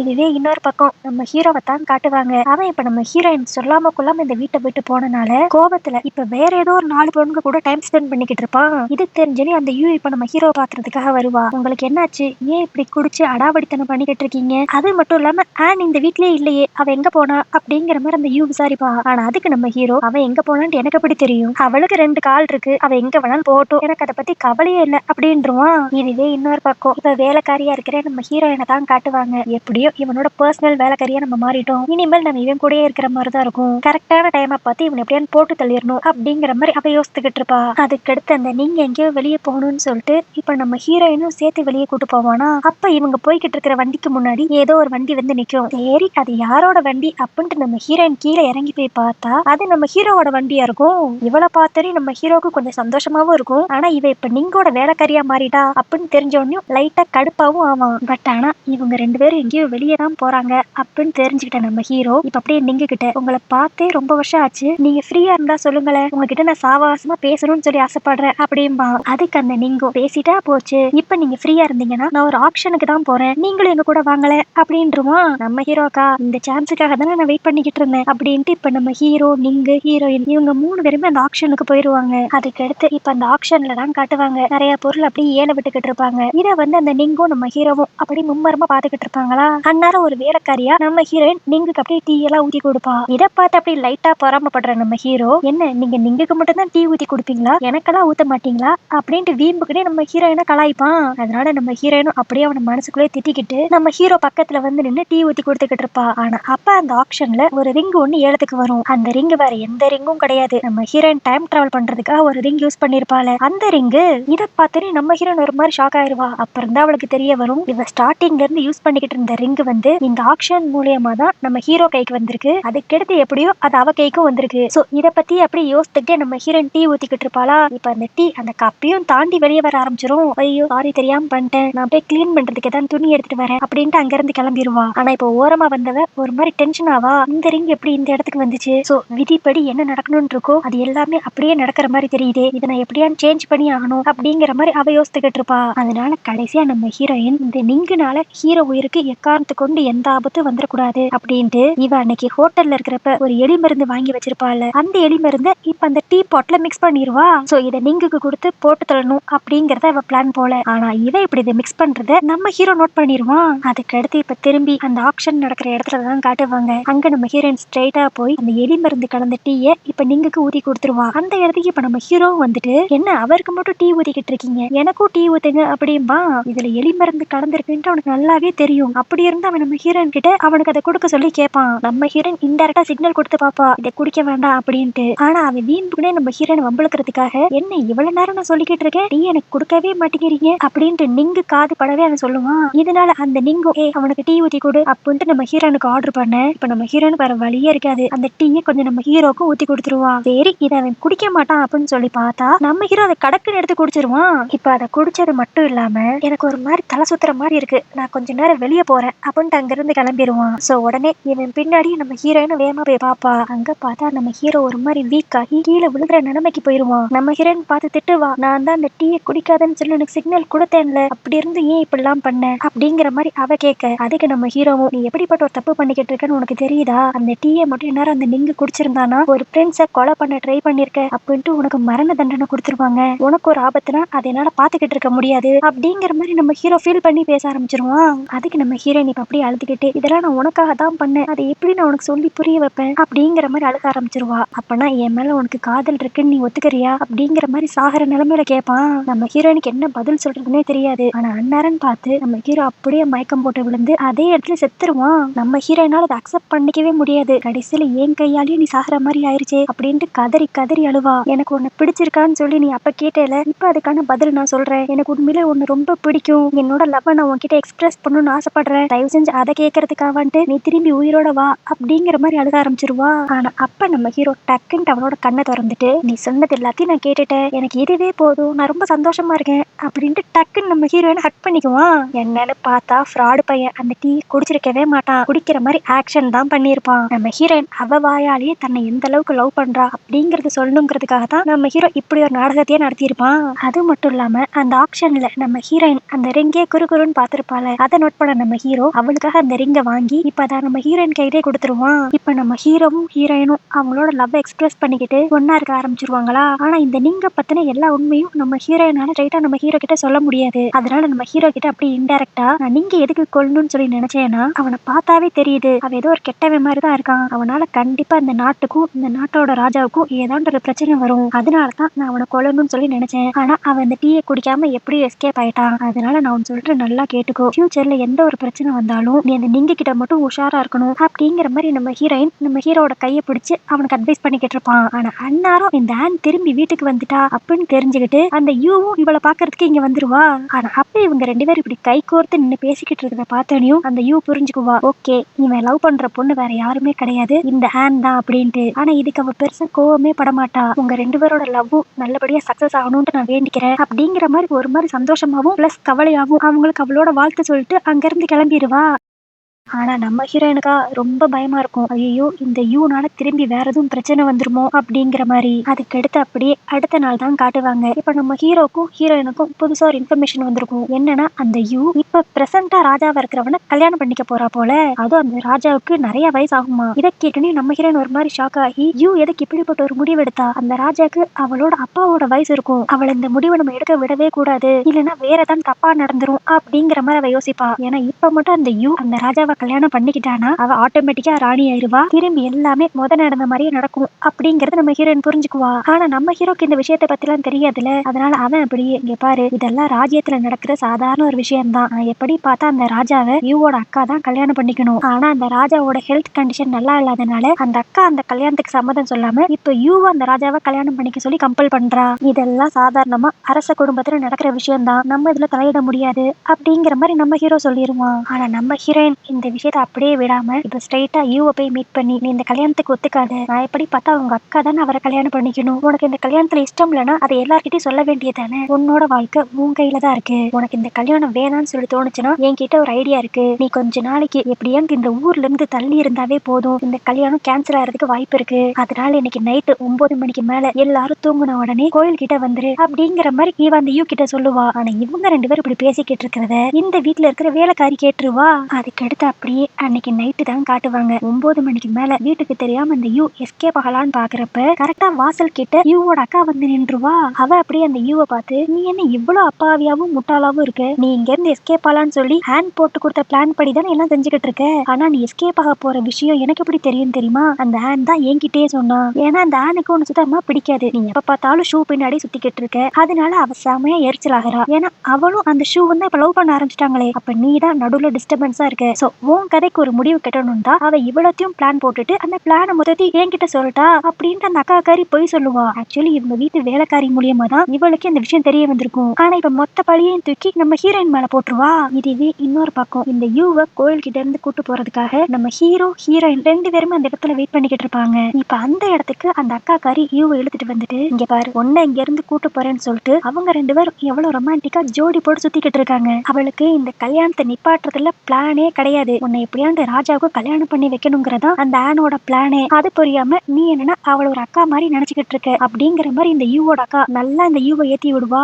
ஆனாலும் இந்த யூ ஃபர்ஸ்ட் பெருசா எதையும் நம்ப மாட்டா. இப்ப அப்படி கோவத்துல என்ன பண்றதுன்னு தெரியாம அவங்க அக்கா கிட்ட இருந்து தப்பிக்கணுங்கிறதுக்காக ஒரு கத்தி எடுத்து, என் பக்கத்துல வந்தீங்கன்னா உங்களை குத்திடுவேன் அப்படிங்கிற மாதிரி மிரட்டுவா. ஆனா அந்த கத்தி தெரியாதனமா அவங்க அக்காவோட மூஞ்சில ஒரு பெரிய கோடு போட்டுரும். இதனால பயந்து போன அந்த யூ அங்க இருந்து அப்படியே ஓடிடுவா. இதுவே இன்னொரு பக்கம் நம்ம ஹீரோ ஹீரோயினை தான் காட்டுவாங்க. இவ்வளவு நேரம் ஆகியும் யூ வராதனால சரி ஏதாவது பிரச்சனையா இருக்கும், காலையில அவங்க வீட்டுக்கு போய் என்னன்னு விசாரிச்சுக்கலாம், எப்படியான்ட்டு எல்லாமே நான் பிளான் போட்ட மாதிரி நடந்தா மட்டும்தான் எந்த பிரச்சனையும் வராது அப்படிங்கிற மாதிரி அவ நம்ம ஹீரோ கிட்ட சொல்லிக்கிட்டு இருப்பா. ஆனா இத வந்து அந்த யூ கேட்டுருவா. அவ என்ன நினைச்சுக்குவான்னா, சரி இந்த ஆன் வந்து நம்மள ஒரு பிரச்சனையா நினைச்சுதான் நம்மளுக்கு ஹெல்ப் பண்ற மாதிரி வந்து நம்ம அக்கா கிட்ட நம்மள மாட்டி விட்டுட்டா, நம்ம அக்கா சொன்னதெல்லாம் உண்மைதான் அப்படிங்கிற மாதிரி அவ தப்பா புரிஞ்சுக்குவா.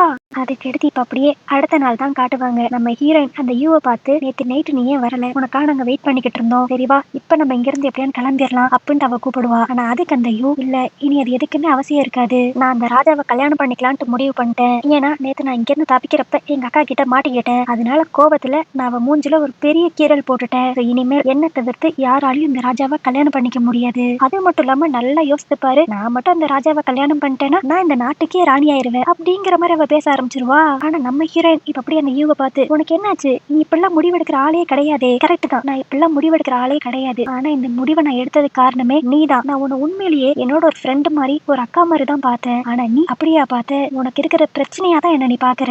இனியும் நீ முன்னாடி நடிக்க வேண்டாம், உன்னோட சுயரூபம் என்னன்னு சொல்லிட்டு நேத்து நைட்டு நான் தெரிஞ்சுக்கிட்டேன் அப்படிங்கிற மாதிரிலாம் அந்த யூ பேச ஆரம்பிச்சிருவா. ஆனா நம்ம ஹீரோயின் சொல்லி புரிய வைக்க ட்ரை பண்ணுவா. இல்ல ஏதோ நீ என்னை பத்தி தப்பா புரிஞ்சிருக்க அப்படின்ட்டு. ஆனா அந்த யூ இப்ப எதை பத்தியும் கேட்காம ஒரு 2 கிளாஸ்ல ஒரு டீயை ஊத்திட்டு, இதுல ஒரு கிளாஸ்ல நான் ஸ்லோ பாய்சன் கலந்துருக்கேன். ஆனா அது எந்த கிளாஸ்ன்ட்டு இப்ப எனக்கே தெரியாது. நம்ம 2 பேருமே இந்த டீயை குடிப்போம், மித்த எல்லாத்தையும் நம்ம விதிக்கிட்டே விட்டுருவோம். யார் அந்த ஸ்லோ பாய்சன் இருக்கிற கிளாஸ குடிக்கிறாங்களோ அவங்க 7 நாள்ல செத்து போயிருவாங்க. நீ உண்மையில நல்லவளா இருந்தா இதுல இருந்து ஏதாவது ஒரு கிளாஸ் எடுத்து குடி பாப்போம் அப்படின்னு சொல்லிட்டு அந்த யூ அவ ஒரு கிளாஸ குடிக்க போவா. ஆனா இப்ப நம்ம ஹீரோயின் என்ன நினைச்சான்னு தெரியல, டக்குன்னு அந்த 2 கிளாஸையும் வாங்கி அவளே குடிச்சிருவா. இப்ப இதை குடிச்சிட்டு அப்படியே யூவை பார்த்து, இப்ப என்னை பத்தி நீ ஃபுல்லா நம்புவேன்னு நினைக்கிறேன். நான் என்னைக்குமே உன்ன ஒரு பிரச்சனையே நினைச்சதே கிடையாது. நான் உண்மையிலே உன்ன ஒரு சிஸ்டர் மாதிரி தான் பார்த்தேன். எனக்கு நான் சாகிறத பத்தி பிரச்சனையே கிடையாது. ஆனா எனக்கு நீ ஒரு ப்ராமிஸ் பண்ணி கொடுக்கணும். இன்னையில இருந்து எத்தனை வருஷம் கழிச்சுனாலும் நீ எப்பயுமே ஷூவை கொல்லணும் அப்படிங்கிற முடிவுக்கு மட்டும் வந்துடவே கூடாது அப்படிங்கிற மாதிரி நம்ம ஹீரோயின் ப்ராமிஸ் கேப்பா. ஆனா அதுக்கு அந்த யூ ஒரு மாதிரி சிரிச்சுக்கிட்டே, உனக்கு என்ன லூசா, நான் ஷூவை உயிருக்கு உயிரா நேசிக்கிறேன், நான் எப்படி அவனை கொல்ல முடியும் அப்படிங்கிற மாதிரி அவ கேப்பா. ஆனா நம்ம ஹீரோனுக்கு தான் நல்லாவே தெரியுமே இந்த யூனாலதான் நம்ம ஹீரோ செத்தே போயிருப்பான். அதனாலதான் அவ இப்படிப்பட்ட ஒரு ப்ராமிஸை கேப்பா. பட் இருந்தாலும் அந்த யூ இப்ப அப்படியே நம்ம ஹீரோயின் கிட்ட, என்னால என்னைக்குமே ஷூவோட உயிருக்கு ஆபத்தே வராது அப்படிங்கிற மாதிரி சொல்லிடுவா. இதை கேட்டோன்னே நம்ம ஹீரோயின் அப்படியே சிரிச்சுக்கிட்டே, எனக்கு இதுவே போதும், இதுக்கு அடுத்து நான் 7 நாள் கழிச்சு செத்தாலும் எனக்கு சந்தோஷம் தான் அப்படிங்கிற மாதிரி சொல்லிட்டு அங்க இருந்து கிளம்பிடுவா. ஆனா அவ அங்க இருந்து கிளம்பின உடனே அந்த யூ அப்படியே வில்லத்தனமா, நான் ரொம்ப நல்லவளா தான் இருந்தேன், ஆனா என்ன இப்படி மாத்தினதே நீதான், இனிமேல் என்னை யாராண்டி ஏமாத்தணும்னு சொல்லி நினைச்சாங்கன்னா அவங்க எல்லாருக்கும் இதே கதிதான் அப்படிங்கிற மாதிரி டோட்டலா வில்லியா மாறுற மாதிரி அவ பேசிக்கிட்டு இருப்பா.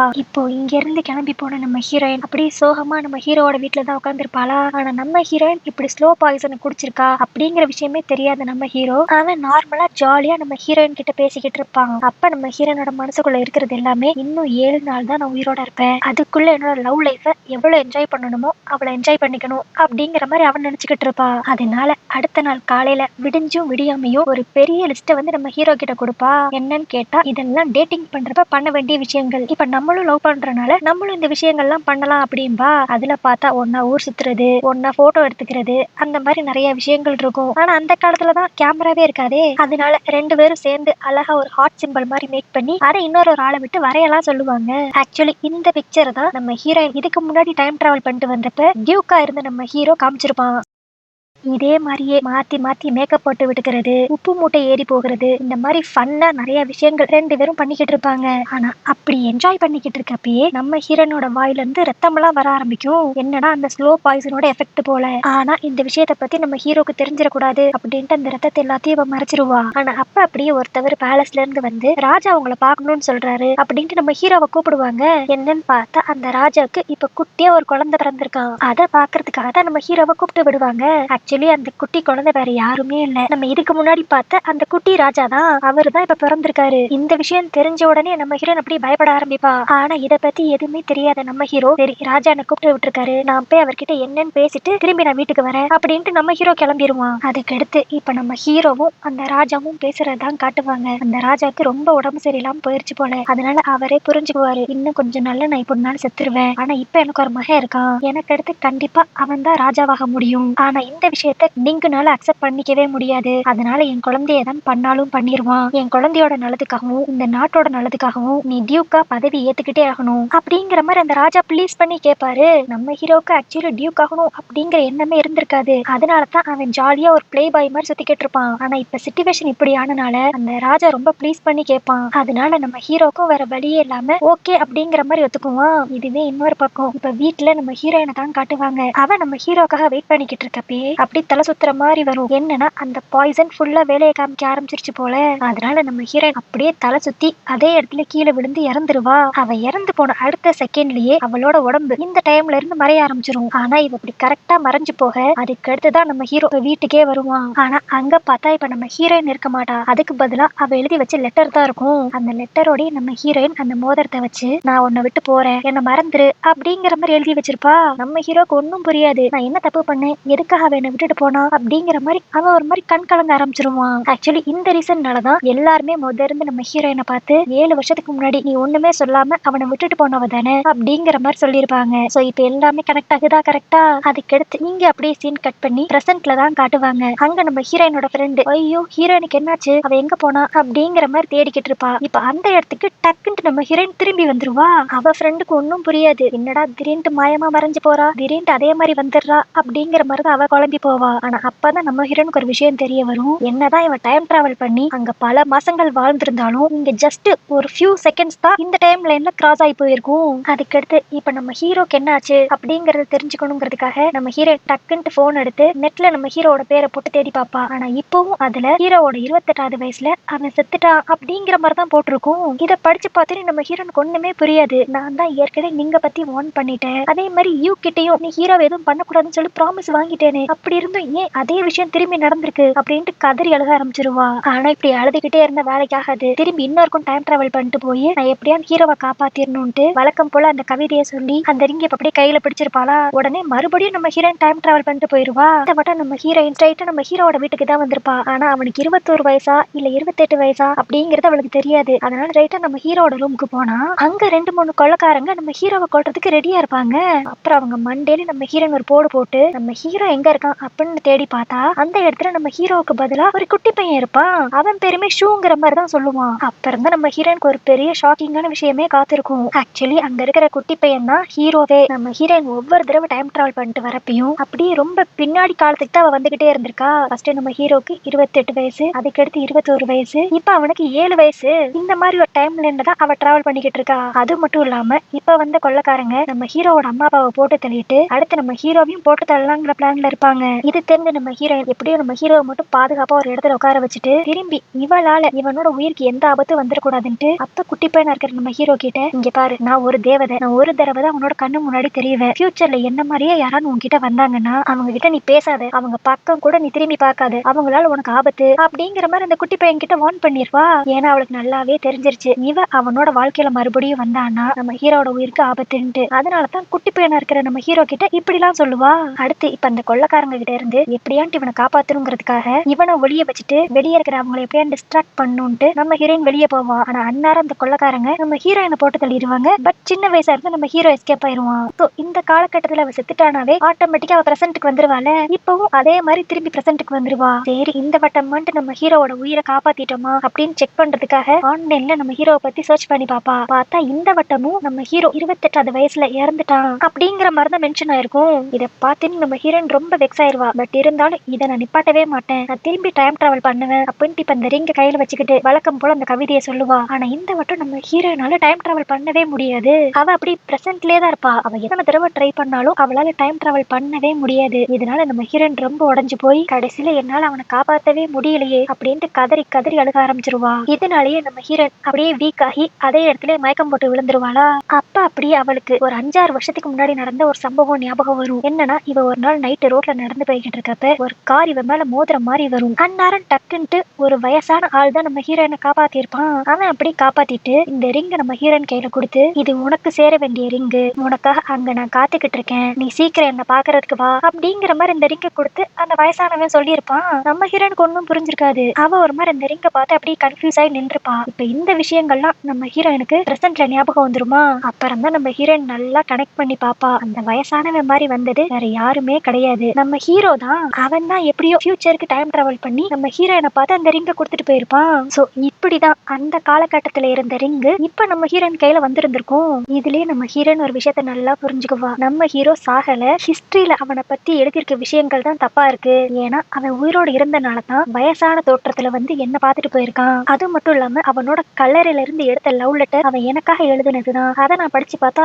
எனக்கு எல்லா விஷயமும் புரிஞ்சிரும் அப்படின்ட்டு இப்ப வேகமா நம்ம ஹீரோயின் அந்த மியூசியத்துக்கு தான் போவா.